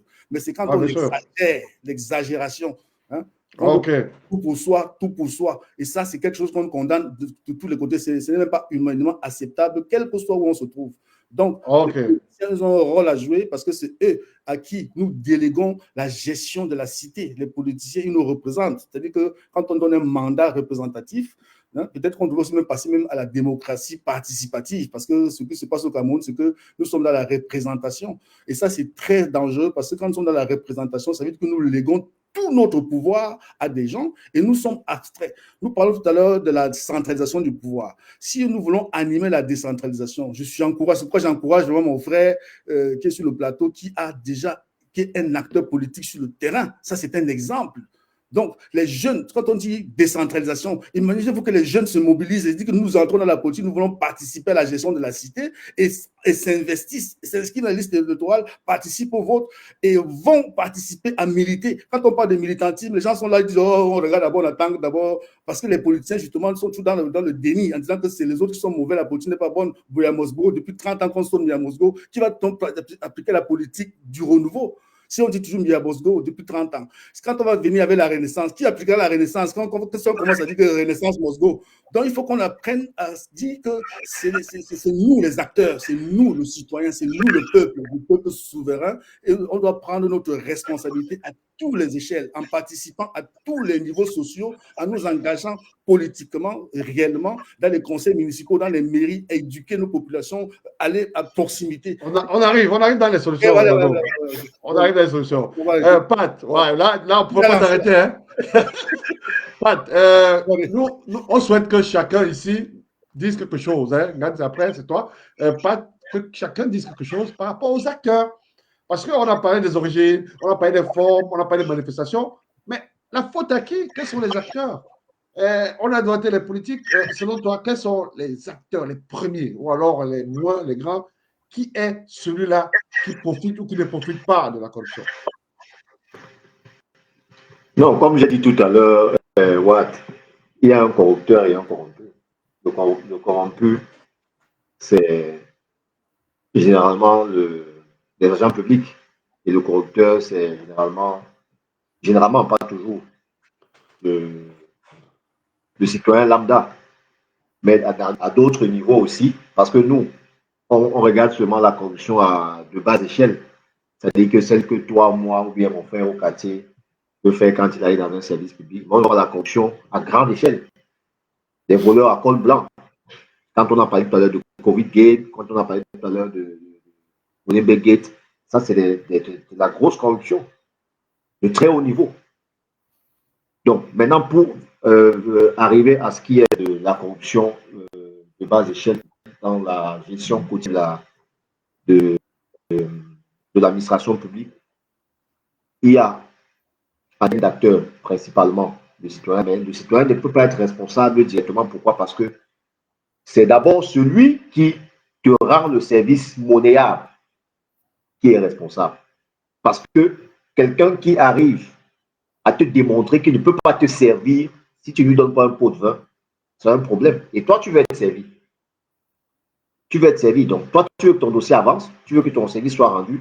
Et donc, du coup, puisque c'est ça qui fonctionne, c'est ça qui fonctionne sans que personne ne soit inquiété, sans que personne ne soit sanctionné, pourquoi est-ce que toi, tu vas freiner et ne pas faire avancer ton dossier en attendant normalement comme tout le monde? Tu seras obligé de faire comme tout le monde, de donner un petit jeton pour que ton dossier avance. Et ça devient la norme, ce qui est censé être l'écart. Ce comportement devient la norme, on normalise cela au point où tout le monde qui passe sait qu'il faut donner quelque chose. On aura beau écrire à l'entrée du bureau, comme le CONAP, message de la Commission nationale anticorruption, mais à l'intérieur, allez au cadastre, allez dans tous les services décentralisés des ministères, dans les régions, ça se passe comme ça. Donc, qui est responsable? Ce n'est pas premièrement enlever le citoyen, parce que si le citoyen avait le service public qui est gratuit, ça c'est effectif, mais qui est gratuit de bout en bout, et qui jouit d'une certaine célérité dans la gestion de... Je prends un exemple. Je veux signer un document chez le sous-préfet, ou bien même chez le maire, un document administratif, d'état civil. Quelqu'un qui est là, un officier qui est là, quel que soit le sous-préfet, qui doit recevoir les parapheurs, simplement aller signer. Je te dis qu'il ne peut pas les signer, il va les signer demain. Moi, je vais voyager ce soir. Je veux qu'il soit signé aujourd'hui. Qu'est-ce que je fais? Alors qu'il peut signer, il faut juste signer. Il y a, dans la majorité des sous-préfectures, tu as 1, 2, 3, 4 sous-préfets parce qu'il y a des adjoints. Tous ont le pouvoir de signature pour signer un document. Mais moi, je veux que mon document soit signé. On va me rendre responsable du fait que j'ai payé pour ça, peut-être, mais on doit rendre responsable celui qui n'a pas voulu faire son travail et qui a voulu que je le paye pour qu'il fasse ce travail. Donc, dans la figure, les responsabilités peuvent être partagées, mais les torts ne sont pas au même niveau. Donc, si l'État avait... Nous qui sommes en Europe, regardez comment ça fonctionne. Quand je suis ici pour la première fois, et je vais être un peu vulgaire, tu arrives dans un service public, tu vois une dame qui te sert, elle te fait un sourire, elle te sort un sourire, tu penses peut-être qu'elle veut te faire la cour, tu vas la regarder. Elle est amoureuse de toi. Elle est amoureuse de toi, alors qu'elle fait son job avec amour, c'est pour ça qu'elle est payée. Non, on rit, mais c'est la vérité. Et dans ce cas de figure, tu es ridicule si tu penses. Tu es ridicule de penser que c'est en lui disant bonjour fort ou bien doucement qu'elle va te rendre ce service. Elle fait son travail. Si l'État arrive à se niveau, à ce cas de figure, ce sont des éléments qui amènent les citoyens à être rassurés que je peux avoir un service normalement sans avoir à mourir. C'est ça la problématique. Pourquoi je suis obligé d'entrer dans le bureau du chef pour que mon dossier avance? Je vais porter plainte à quelqu'un. Moi, j'ai des cas, même étant ici en Allemagne, je porte plainte à quelqu'un pour un abus de confiance au Cameroun. J'ai été escroqué pour, je sais pas, un montant de 500 000, n'importe quoi. On arrive à saisir l'individu qui m'a pris de l'argent. On l'amène au commissariat. Il faut maintenant pour que je rentre en fonction de mon dû, indûment perçu par la personne, que je donne encore quelque chose au commissaire qui a fait son travail en interprétant la personne. La personne m'a remboursé. Pour que cette personne sorte, il faut que la même personne encore donne quelque chose au commissaire. Mais moi, qu'est-ce que j'ai besoin? J'ai besoin de récupérer mon argent. Et donc, du coup, je suis obligé, donc c'est pourquoi je dis que le citoyen peut être à un certain niveau interpellé, mais les torts ne peuvent pas être équilibrés. Et j'insiste, pour finir, je sors par là, sur le fait que ça, c'est la corruption de bas niveau. Il y a la vraie mastodonte de la corruption qui se passe. Dans la recherche des solutions, je crois qu'on va arriver dessus. Ngan, comme je l'ai dit, hein, que chacun dise quelque chose sur les acteurs. Quels sont les acteurs? Quels sont les acteurs les plus responsables? Quels sont les acteurs les moins responsables? À quel niveau on peut même prétendre que quelqu'un est acteur et quelqu'un ne l'est pas? Le citoyen, le politique, celui qui a le pouvoir, celui qui a le pouvoir. Ouais. Monsieur Watt, nous parlons entre nous aussi. Il faudrait qu'on évite, parce qu'il n'y a pas seulement la corruption au niveau de l'argent, il y a même la corruption mentale. Il y a même la corruption dans nos propos que nous faisons ici, qu'on fasse attention de ne pas même corrompre avec le propos. Je ne veux pas sous-entendre aux gens que ça se fait volontairement, mais ça peut se faire. Tu sais, quand Dago parle de tolérance administrative, c'est quoi ce truc? C'est quoi cette connerie? Excusez-moi, c'est un mot, je l'entends toujours, on dit tolérance administrative, et on essaie même d'expliquer, oui, le FMI était venu, on a pris tous les salaires et on a laissé une tolérance. En fait, il veut dire que non, on a dit officiellement que les salaires sont bas, mais on a dit que non, ça va tellement vous asphyxier, on ferme les yeux volés. C'est ce que Dago veut dire. Mais ce n'est pas gérer les gens. Et quand même, on prend des solutions et on les assume. Mais si on ne peut pas, on dit, monsieur FMI, ce que vous nous proposez, on ne peut pas le faire parce que ça va tuer notre pays. Et on cherche... Si vous me permettez, monsieur le modérateur. Non, tu gardes la parole. On ne te donne pas sa parole après, s'il te plaît. J'ai pris le temps de vous écouter. Gagne, tu as la parole. Ne te laisse pas perturber, monsieur Ngangan. C'est quoi ça? Tu as la parole, Gagne. Et je dois avouer que parfois, ce n'est pas toujours digeste. Donc, bon. Donc, pour moi, il faudrait qu'on soit clair. Maintenant, quand on parle de corrupteur et corrompu, pour moi, un citoyen qui est tout simplement à une situation, il ne peut pas. Autrement, je ne l'appellerai pas corrupteur. C'est très facile de dire que oui, c'est lui qui sort de l'argent et corrompt. Non. Celui qui corrompt, pour moi, est dans une volonté malsaine, comme j'ai dit, corruptus. Il est dans une volonté, dès le début, malsaine et pour en tirer un certain profit.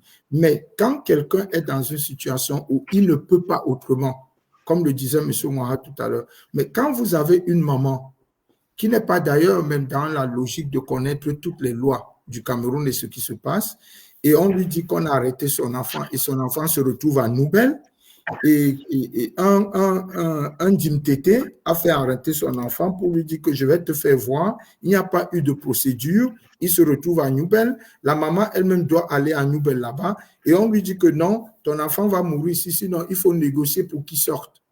Et on t'impose une certaine somme que tu dois donner pour que cet enfant sorte. Mais je ne vois pas cette maman être corrupteur. Il faudrait d'abord qu'on laisse les choses au niveau où elles doivent être. Monsieur Watt, si vous avez, je vais aller peut-être dans quelque chose qui ne va pas plaire, mais s'il y a une femme qui est chez un monsieur qui la tape tous les jours, qui la viole, qui la violente, je vois souvent ça passer dans Facebook, on lui dit que mais pourquoi elle ne quitte pas, pourquoi elle ne va pas là-bas? Il y a même le traumatisme, etc. On ne peut pas maintenant commencer à relativiser la brutalité et la perversion de ce monsieur en disant que bon, mais la femme aussi, elle s'est laissée faire, elle devait y quitter. Non. Il faudrait que quand on cherche les solutions, on trouve vraiment les acteurs. Les acteurs, pour moi, c'est simple. C'est exactement comme je le dis, ça vient de la politique et de ceux-là qui ont aujourd'hui un moyen dans le pays, dans le cadre de se faire des avantages, de corrompre. et d'aller même encore plus loin. Nous avons un monsieur qui est un acteur économique, le chef de Hans XBet, par exemple, s'était sorti une fois qu'il a mis des gens en prison. Et d'ailleurs, nous l'avons tout le temps. Il y a tout le temps dans Facebook, on dit que M. Wad a mis quelqu'un en prison, M. Ngana a mis quelqu'un en prison, M. Davé. Et pourtant, nous devons avoir une procédure de justice pour que quelqu'un aille en prison. Qu'on ne se lève pas un matin, on met quelqu'un en prison. Parce qu'on est puissant. C'est possible au Cameroun que M. Wad se lève et dit, tu sais à qui tu as affaire, ce qu'on dit au Cameroun, et disent que je vais te montrer. Et le soir qu'il a dit, M. Ngana se retrouve à New Bell. Et il n'y a pas de sanction. Et pour moi, ceux qui, par conséquent, ne sanctionnent pas, ils ont un intérêt à ne pas vouloir sanctionner, qui sont au-dessus, parce qu'eux-mêmes, ils veulent dormir sur leur laurier par rapport à la conséquence qu'eux-mêmes, ils organisent. Moi, c'est ce que M. Ouaha voulait dire peut-être au niveau du grand cadre. Je ne vais pas reciter les gros projets du Cameroun qu'il a dit ici. L'article 66 dont nous parlons tous, il est quand même clair, l'article 66. Et ça a même été adopté qu'on doit maintenant le pratiquer. Mais peut-être on va parler de la lenteur administrative. Tous ces mots qui sont pour moi même de la corruption. On parle de lenteur administrative, c'est pourquoi ce n'est pas encore arrivé. Écoutez, si nous avons au Cameroun que le président est pratiquement le chef de tout, M. Ouad, même s'il voulait faire bien son travail, quand M. Ouaha parle de paraphrase, mais qu'est-ce que vous pensez quelles seraient des tonnes de dossiers qui attendent sa signature? Quand on vous dit parfois que Biya a nommé quelqu'un qui est déjà décédé, mais c'est parce que peut-être le temps de signer, le monsieur a eu le temps de mourir. Mais le dossier était dans une liste qui devrait arriver jusqu'au boss. Et maintenant, si c'est lui seul, Biya n'est pas partout. Il y a des gens, il y a des intermédiaires jusqu'au niveau 8 qui devraient rassembler pour lui mettre. Et pour ces intermédiaires, ce dont M. Ouaha disait, on le met dans une situation qu'on dit que mon frère Ouaha, tu dois payer, sinon ton dossier ne sera jamais signé. Alors, les acteurs sont connus. Les acteurs sont connus. Et on dit souvent chez nous que... les acteurs sont connus. Quels sont les acteurs sur lesquels on doit d'abord frapper? Parce que il faut bien... Le premier acteur, pour moi, c'est qu'on devrait changer le président. Et bon, on pourra dire maintenant que c'est un truc partisan, parce que ça plaît à Dago de relativiser, dire que nous sommes partisans. Non, nous parlons, même dans le débat qui prétend débat citoyen, même dans un débat citoyen. Et c'est ça que je dis. Le débat citoyen... La corruption même morale qu'on fait, parce que le débat citoyen n'empêche pas, même ici, des intellectuels de dire et de pointer du doigt le politique, par exemple, qui a une responsabilité et qui ne fait pas son travail. Le débat citoyen ne signifie pas neutralité. Le débat citoyen signifie de ne pas exacerber avec son parti pris, c'est-à-dire mettre en avant le parti, mais ça ne veut pas dire qu'on doit être neutre. Et pour moi, pour le moment, pas une question de mettre en avant le parti. Le responsable actuellement, c'est quand on parle de la malgouvernance. C'est ça qui est le thème qui englobe le reste. Et la malgouvernance vient de qui? De celui qui a aujourd'hui la responsabilité de faire de notre pays un pays meilleur et qui, pendant tous ces années, dans sa politique qu'il a faite, il ne s'est pas occupé tout simplement de sanctions. Parce que M. Ouad, il a montré quand même à plus d'un titre qu'il peut vraiment sanctionner. Mais il ne sanctionne que quand on dit que quelqu'un peut-être a un problème par rapport à son pouvoir. On a les Grouba, on a les Mami Wata, on a des gens qui vont en prison sans jamais être jugés, tout simplement parce qu'ils l'ont critiqué. Donc, il peut vraiment sanctionner, mais il a créé une atmosphère où il ne le fait pas. Merci, M. Ngane, parce que le temps commence à jouer contre nous. On peut mieux maîtriser la population. OK. Dao, peut-être tu peux toujours dire quelque chose par rapport aux acteurs externes, mais là, on est pris par le temps.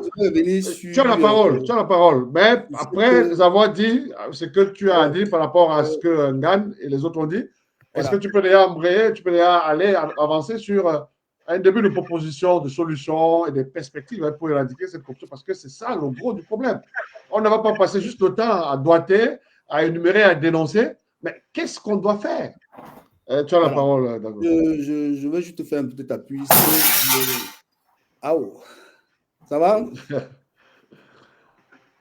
Bon, j'ai C'est bon? perdu une super lampe, mais moi-même, je n'ai rien eu. Ok. Moi, je dis bien que Dago, parfois, tu me rends nerveux. Et puis, C'est une bénédiction. à ses conséquences ici à la maison. C'est comme on dit, la bonne fête, c'est quand il y a les casses. Ouais, Surtout quand il n'y a pas de blessure, c'est bon gagne. Voilà. Je vais un peu le prendre un peu sur la fin de. On a perdu quelque chose de précieux, mais bon. Ok, bravo. Toute la responsabilité de la corruption au Cameroun sur une seule personne. D'un temps, il parle du centralisme qui est un problème, mais c'est comme s'il célébrait le centralisme, comme si c'était bien une seule personne centrale qui doit tout gérer les problèmes. C'est une contradiction, peut-être qu'il ne s'en rend pas compte. Je voudrais parler dans ce stratagème parce que vraiment aujourd'hui, j'ai décidé pour l'anthème de parler vraiment comme un citoyen, parce que c'est aussi, avant d'être politicien, avant d'être tout, nous sommes citoyens de notre nation et c'est des choses que nous vivons au quotidien. L'étiquette politique fait toujours qu'on est obligé de défendre une position peut-être logique. Quand je parlais de la tolérance administrative, je pense que ce n'est un secret pour personne, nous le savons tous, qu'avec la chute, avec le niveau de vie du Cameroun qui avait baissé, il y a eu une tolérance administrative qui a été.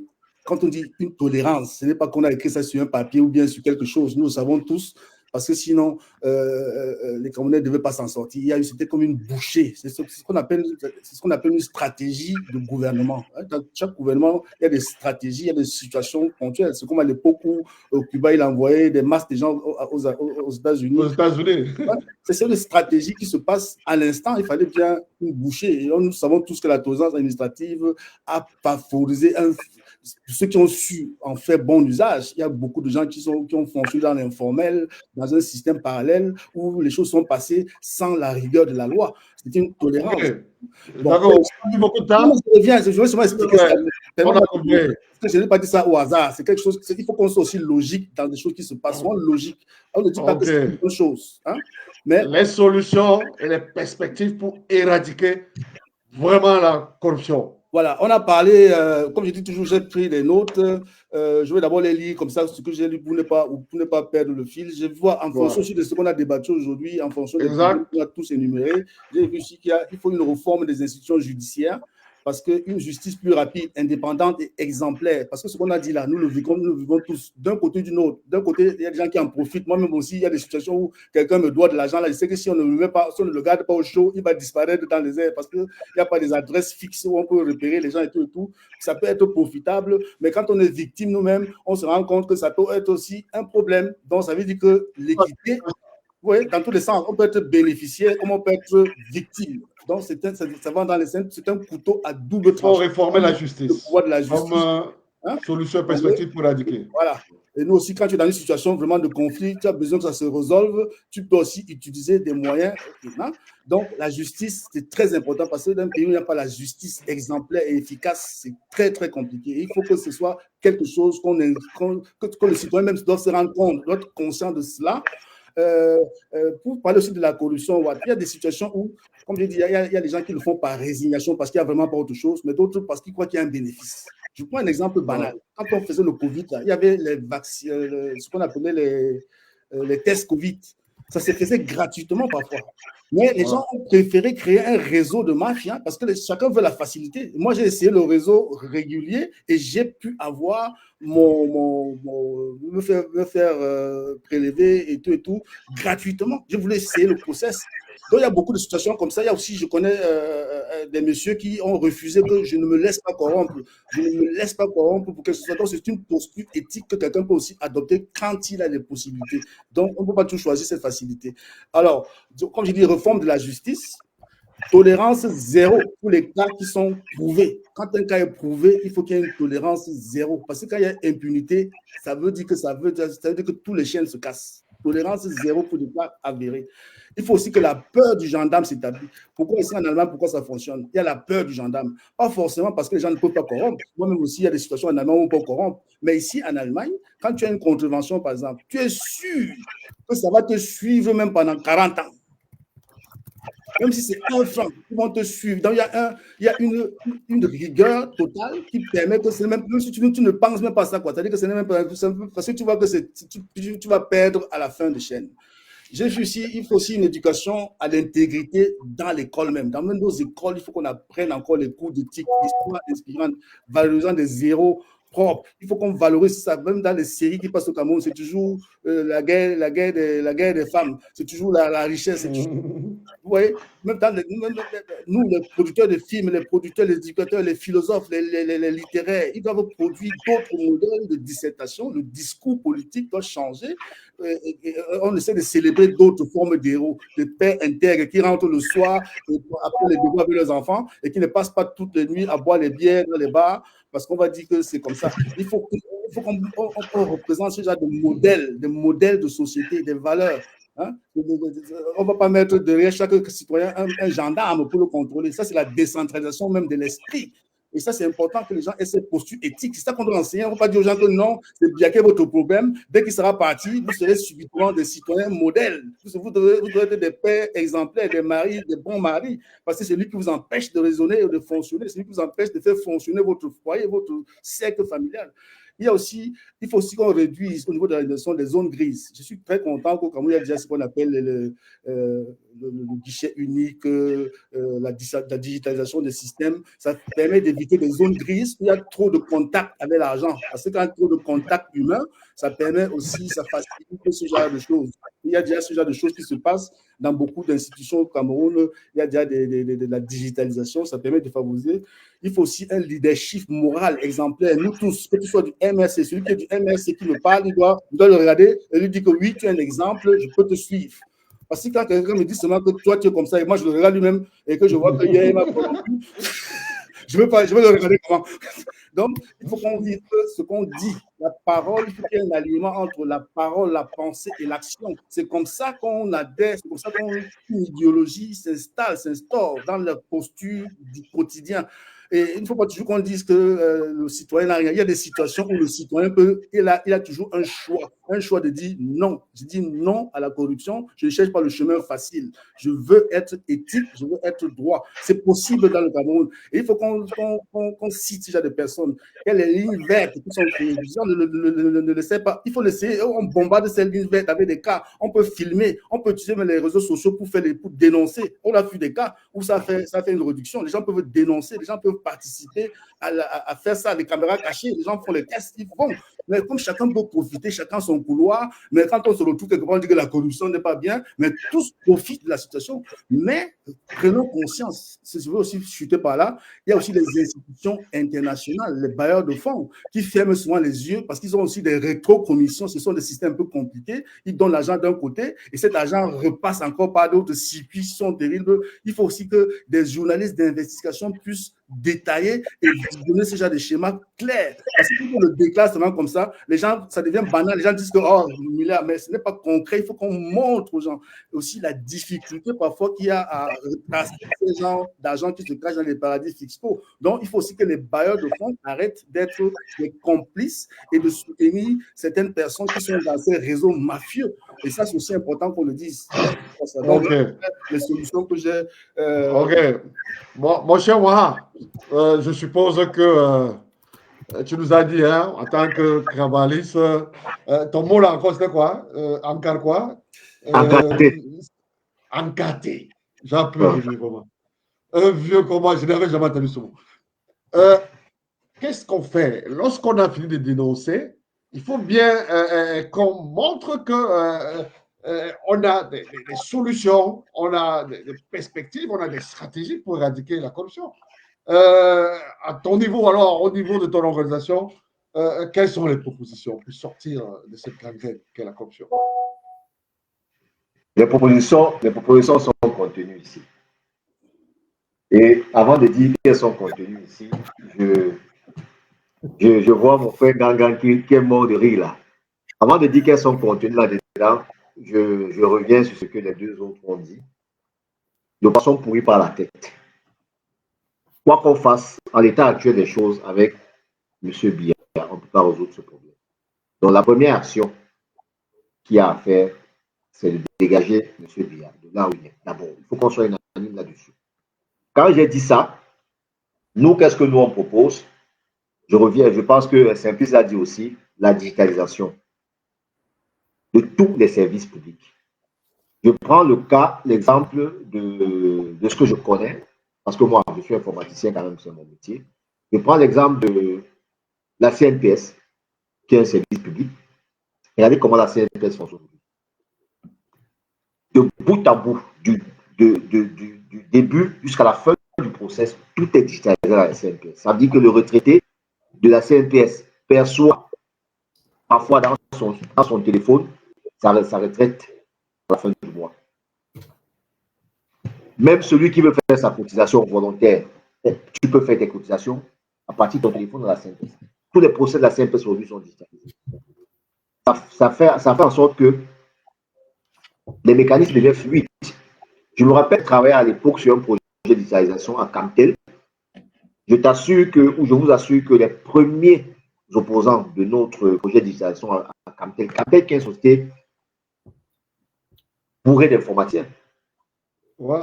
C'était des gens qui étaient tapis, qui étaient assis dans leur bureau, qui profitaient de toutes ces paperasses-là. Parce que chaque fois qu'il faut signer un document, il faut, à l'intérieur du document, on met 10 000, on met 50 000. C'est toute cette chaîne d'étapes-là que la digitalisation vient détruire. Parce que tout est fluide, tout est transparent, tout est traçable avec la digitalisation. Et on voit comment, je pense que c'est un peu ça dit, ici en Allemagne, ça fonctionne. Quand tout est digitalisé, tout est centralisé, avec la digitalisation, monsieur Nga peut avoir accès aux mêmes données que moi, Patrice Morin, bien que toi, Watt. Rien n'est caché, il n'y a pas que nous, on fait le bureau du directeur, le bureau du DG, non. C'est ça la digitalisation. Ça, c'est le premier élément. Le deuxième élément, c'est revenir aux photos même du citoyen. L'éducation civique, nous, on a eu ça quand on était petits. Dans nos basses écoles, à l'école primaire. Ils ont ça au programme, mais le contenu n'est plus le même. Parce que le citoyen doit être sensibilisé à ce niveau-là. De la base. De la base. La gestion de la chose publique. Quand on te met un poste pour gérer la fortune publique, tu n'y vas pas pour t'enfuir, tu vas pour servir le peuple. C'est pour ça que les gens de l'ENAM font la formation militaire. Ils ne sont pas des militaires, mais ils font la formation militaire. Pourquoi on fasse pour l'amener à comprendre qu'ils sont au service du peuple, un peu comme les militaires. Ces magistrats-là. Mais il fallait même, dès qu'ils portent leur toge là, ils arrivent, ils deviennent les premiers corrompus. Alors que c'est eux qui doivent condamner les corrompus. Donc, en troisième lieu, le fédéralisme communautaire. Pour venir résoudre le problème, monsieur Ngamba, la tête là n'a plus les cheveux, c'est parce que tu grattes. Le fédéralisme communautaire, pour venir résoudre le problème de la centralisation excessive du pouvoir. Parce que si chaque, voyons là-dedans une forme de décentralisation, si chaque région, aujourd'hui on a les régions qui ont des conseils régionaux, est-ce qu'ils font quoi? Ils ne font rien, ils sont là pour orner, pour consommer aussi le budget qu'on a mis à leur disposition. S'ils avaient le pouvoir de décider, laissons même les choses à l'état actuel où elles sont là. Si ces conseils régionaux avaient le pouvoir de décider de ce que doivent devenir leurs régions, Yaoundé n'aurait plus à faire quoi que ce soit. Tout allait se gérer à ce niveau et on sait que ces conseils régionaux, ce sont des élus. Donc après 5 ans, si vous avez marché, vous avez fait des demandes, on vous dégage. La probabilité que 80% de ces gens-là soient réélus est très faible.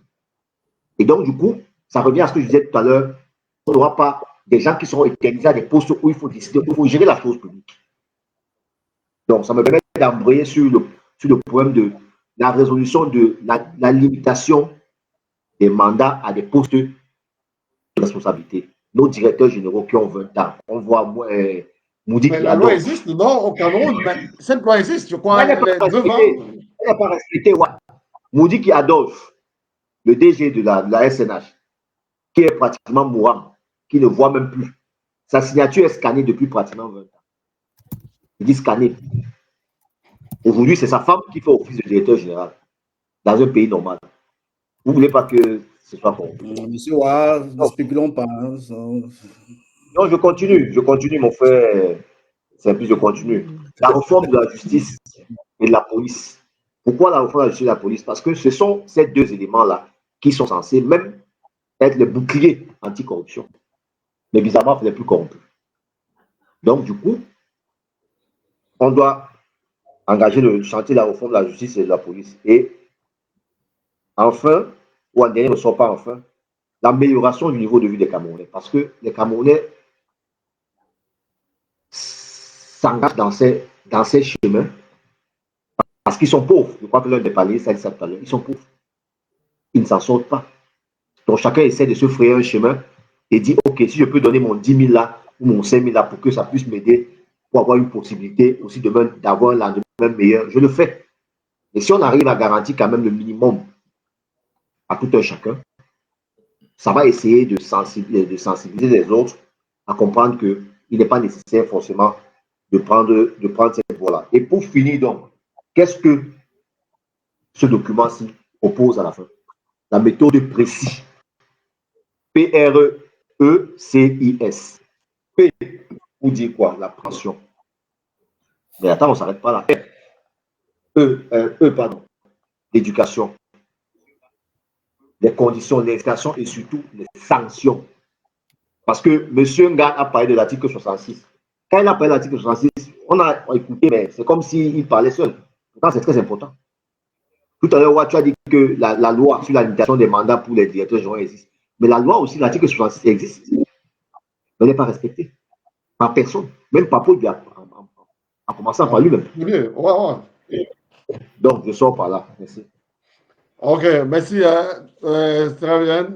Monsieur Ngan, tu as l'honneur de faire la synthèse des propositions, des solutions pour éradiquer la corruption, puisque dans certains pays, elle est presque inexistante. Donc, ça suppose que c'est possible au Cameroun. Qu'est-ce qu'on fait? On commence par la tête ou bien on commence par la queue? Quelqu'un va rire, mais on va en octobre voter et on chasse Biya et ce monde et on vote le MRC. Bon. Et il n'y a plus de corruption. Je ne vais pas dire obligatoire le MRC, mais je veux dire, il faudrait tout c'est ce qu'on parlait tout à l'heure. Ça, c'est le politicien qui fait du clientélisme en live. On va te regarder comment. Monsieur Ouahane nous a montré un livre tout à l'heure. Il a parlé même de 2 livres au même moment. Bon, écoutez. Garde, on t'écoute. Tu as la parole. Écoutez, non. Laisse-le parler. Son tour de parole, laisse-le parler. Pourquoi je parle de... J'ai bien dit que je prends le temps de vous écouter jusqu'à... Je casse même des choses chez moi, donc ce n'est pas toujours... Tu cherches même tes cheveux. Même pas, et je cherche mes cheveux et autres, donc ce n'est pas toujours digeste, mais je me donne la peine de... Voilà. Tu te fais souffrance. C'est pas violence. On t'écoute, Gad. Non, il est simple. Je commence d'abord par revenir peut-être sur ce que Dago a dit. Reformer la justice. Qui reforme la justice?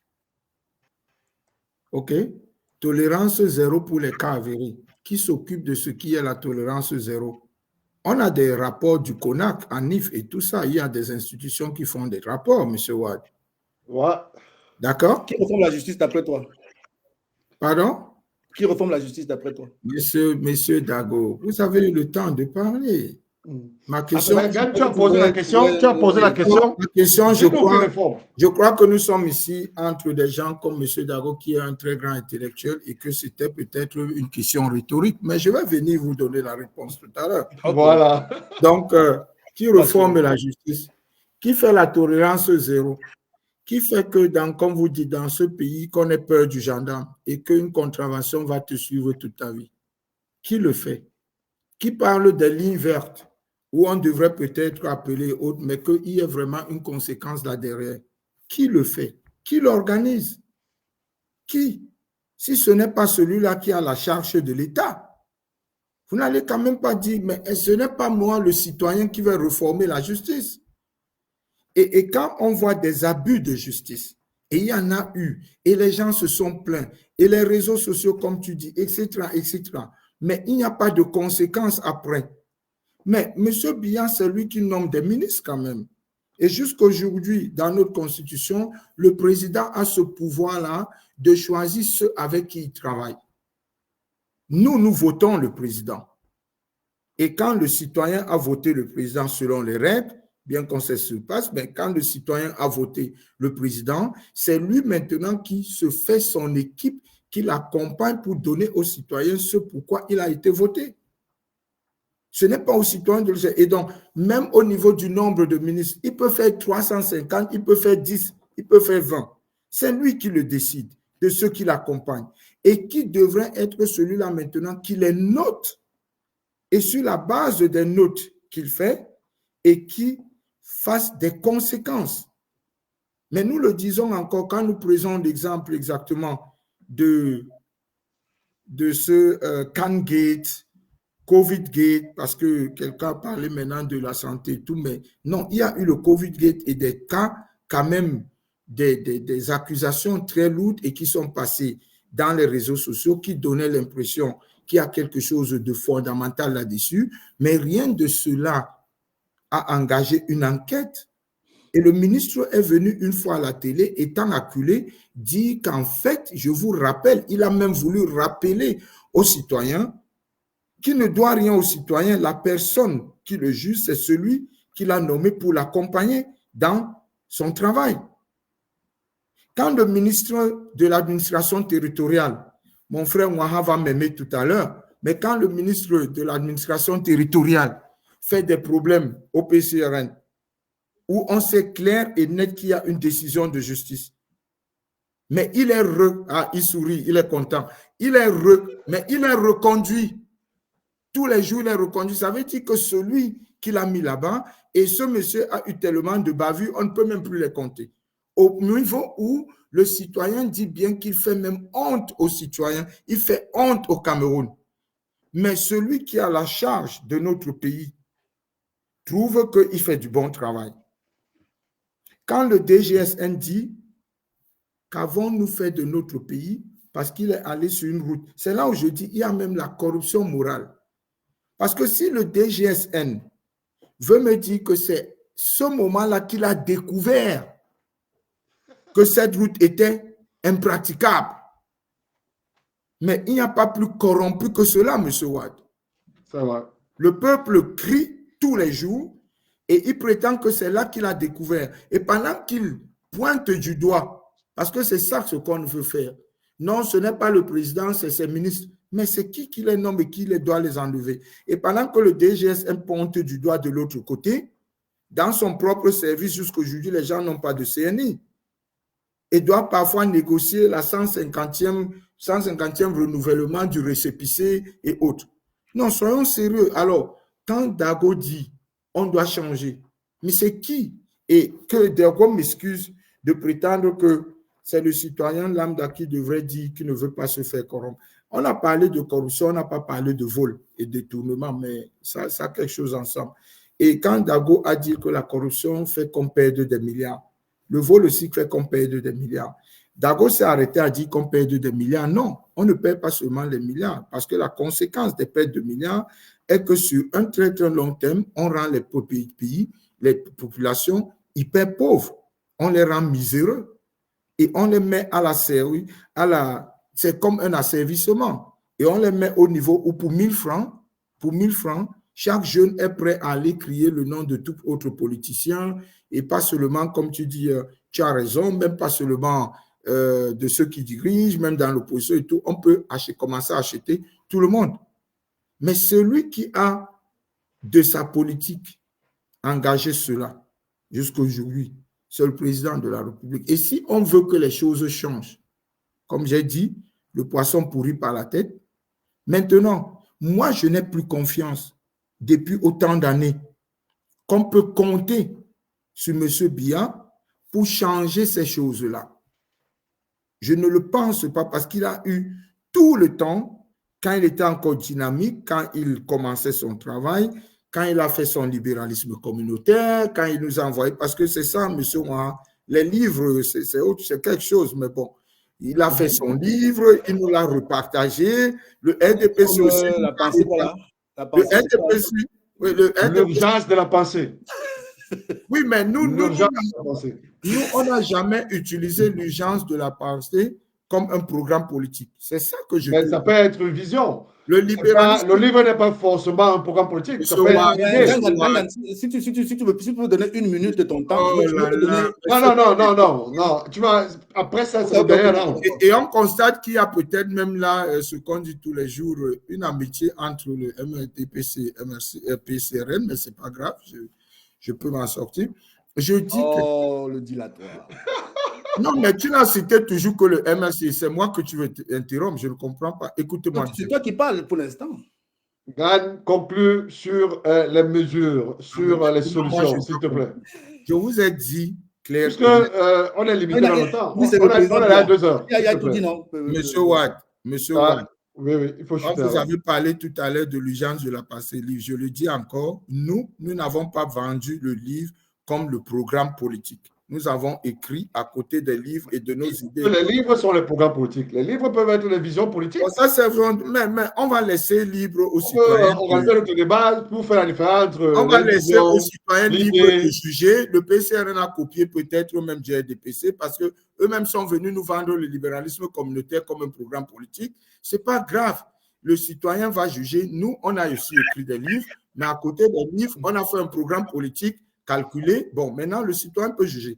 Non, ce que je veux dire est que quand on fait vraiment l'ensemble des problèmes dans lesquels nous sommes jusqu'à présent, quand Dago prend l'exemple de l'Allemagne, Dago refuse, il prend seulement l'exemple du gendarme, mais Dago refuse de dire qu'en Allemagne, il y a qu'à tous les 4 ans, on juge le politique qui gère l'affaire de l'État et on vote. Et il est possible que dans ce vote transparent, il y ait changement de personnes, dont on choisit d'autres personnes pour essayer de nous amener quelque part parce qu'avec les personnes actuelles, on a constaté tout simplement les limites et qu'on n'est pas satisfait.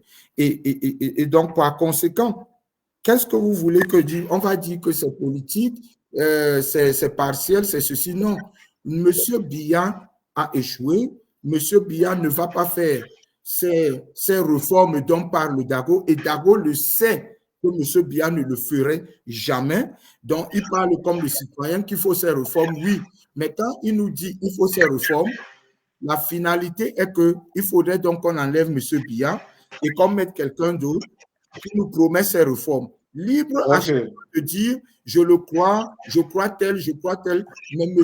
Biya ne peut plus donner ces réformes. Et donc, la situation est claire, on devrait l'enlever. Et octobre est une occasion pour le citoyen.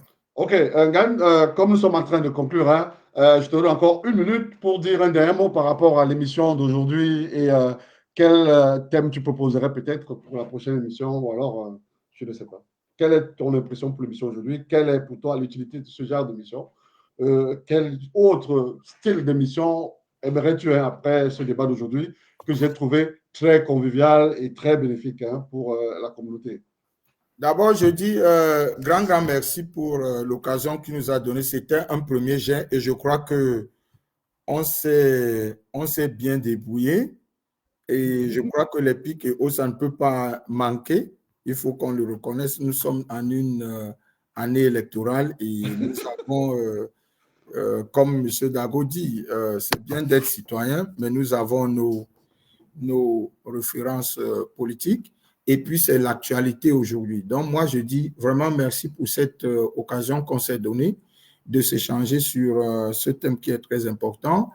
Moi, ce que je peux proposer, c'est tout simplement que par rapport à l'actualité du Cameroun actuel, ce qui se fait au niveau de comment on va aux élections, c'est dans ce cadre-là que je crois, avec ce que notre pays vit actuellement, qu'on pourrait peut-être trouver des thèmes de débat.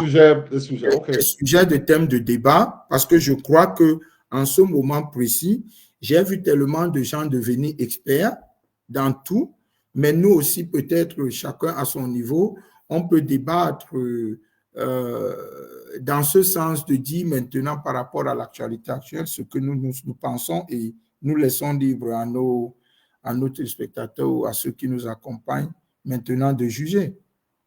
OK. Merci. Pat, ton impression pour l'émission, dans ton dernier mot, puisque nous sommes en train de conclure.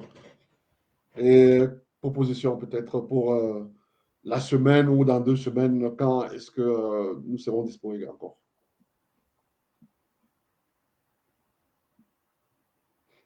Est-ce que Pat nous écoute ou alors son système bug? Allô, Pat, tu nous écoutes? Oui, j'ai l'impression que ça bug. Ouais, ça bug un peu chez lui, là. Allô? Bon, d'accord, en attendant que Pat s'arrange avec son fournisseur, quelle est ton impression, hein? Comment tu as trouvé l'émission? La prochaine fois, tu reviens? Comment tu as trouvé les interactions entre les panélistes? Et peut-être une proposition pour une prochaine émission de ce genre de format. Si tu me permets, voilà. Je ne vais pas démuter mon micro là. Ça va, Pat? On revient vers toi après. Dago parle d'abord et on revient vers toi, Pat. Quand il a un retard, là, son retour. Ouais. Vas-y, Simplice. Oui, avant que je ne fasse une appréciation sur la fin de l'émission et tout, j'aimerais d'abord revenir sur le fait qu'il faut qu'on évite un peu le populisme, hein, parce que le populisme, c'est ça justement qui fait en sorte que nos citoyens s'endorment et qu'il n'y a pas l'éveil citoyen. Ouais. Il n'y a pas un miracle là, il n'y a pas le messianisme que quand elle va partir, c'est quand le jour où il va partir que vos problèmes vont finir. En conséquent, avec Bia, on va changer le... Parce que nous qui disons qu'ils sont des populistes. Ah, Dago, quand même. Il faut qu'on évite vraiment... Vas-y, Simplice. Il faut qu'on évite ça dans des débats aussi intéressants, aussi intellectuels, aussi de haut niveau, hein, parce que ce n'est pas en ça qu'on te juge. On ne te juge pas à ta capacité à dénoncer l'autre, à montrer que l'autre est plus faible, l'autre est plus fort. Ce n'est pas ça. Même quand c'est même les erreurs que les gars font souvent. Quand ils draguent un gars, il va dire à l'autre, il va dénigrer l'autre pour dire que l'autre est boiteux, l'autre moi je suis le plus fort. On n'a pas dénigré, on a vu celui qui est responsable de nos... Il faut laisser Dago conclure. Ah, mais Dago a eu à me couper d'une fois. Parce que, par exemple, on a dit, par exemple, la réforme de la justice, on bâcle en disant qu'il faut seulement changer bien. Ça, c'est un peu... C'est pas non, on peut parler... Dago, excuse-moi, mais il y a... On peut parler en profondeur. C'est toute une émission. La réforme de la justice, c'est toute une émission. Quand je vois... Mais monsieur Dago, nous avons une justice qui ne fonctionne pas depuis 40 ans. Quand je vois la réforme de la justice, il faut qu'on change la justice, mais on ne le change pas. Yann, tu as conclu, la parole est à Dago. Quand on dit qu'on veut réformer la justice, ça ne se passe pas pourquoi? Parce que tout le monde attend que l'autre le fasse. Je vois par exemple ici l'échelonnement à au moins 9 niveaux. Il y a d'abord présidence et gouvernement lui-même, parce que le gouvernement doit impacter, ça c'est vrai. Il y a le ministère de la justice, même. Qui est nommé par le président. Et il y a le pouvoir législatif. N'oublions pas qu'on a des parlementaires, on a un parlement qui doit aussi travailler. Donnons-leur cette responsabilité parlementaire. Ça, c'est aussi important. On a des commissions parlementaires qui peuvent être transversales. On peut dire RDPC, MSC, PCNL. On ne doit pas seulement être figé. Le président de l'Assemblée nationale a entonné les... Ne sois pas nerveux, laisse les autres parler. On est pris par le temps. On ne peut plus faire. On peut plus faire. Tu as fait ta campagne tout à l'heure. On revient dimanche prochain pour faire la campagne. Dago, s'il te plaît, 2 minutes. Il faut chuter. Il faut chuter en 2 minutes. Les commissions parlementaires, elles doivent être faites transversales. Pas seulement. On n'est pas en ennemi, nous ne sommes pas en guerre. Les gens doivent apprendre à travailler ensemble. Et ça, c'est très important. Quel que soit le parti politique, transversal. Le MSCM ne dirigera jamais le pays seul. Le PCN ne dirigera jamais le pays seul. On n'a jamais dit, mais maintenant que vous le dites, vous le faites. Laisse-moi continuer, M. Nganga, ne me perturbe pas. Il y a les magistrats et greffiers eux-mêmes. Ils doivent reformer aussi à leur niveau. Ils doivent eux-mêmes prendre conscience de cela.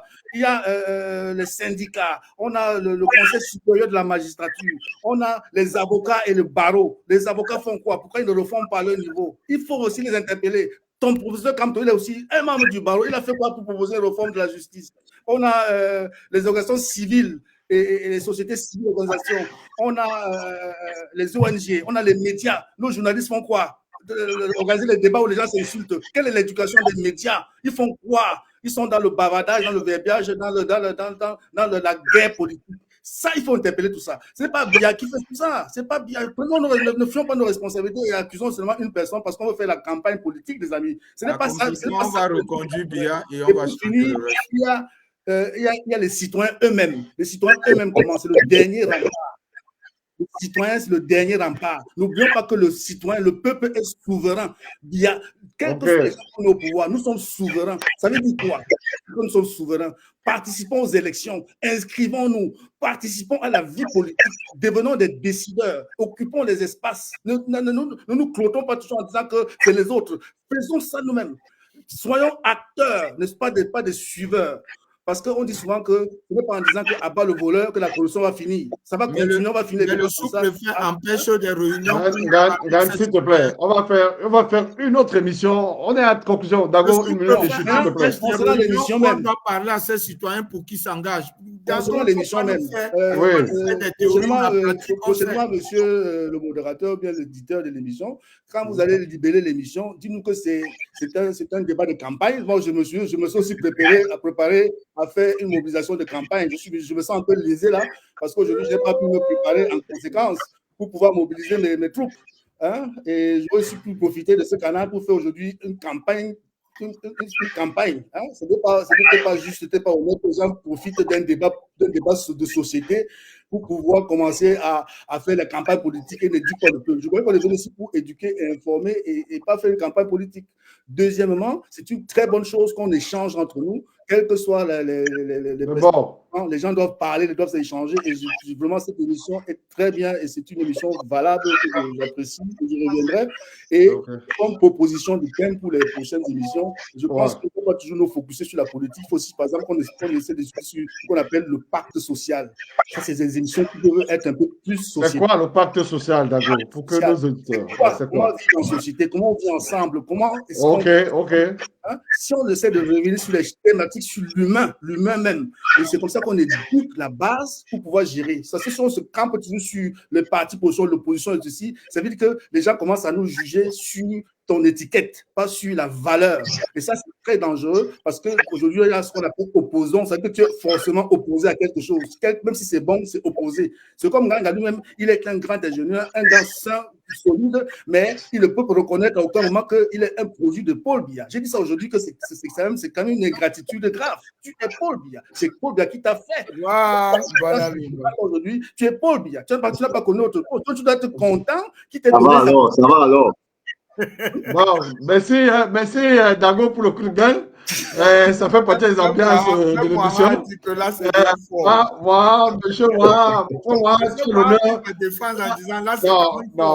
Non, Gan, tu as parlé. Monsieur, l'honneur de conclure l'émission par rapport à la thématique, par rapport aux perspectives.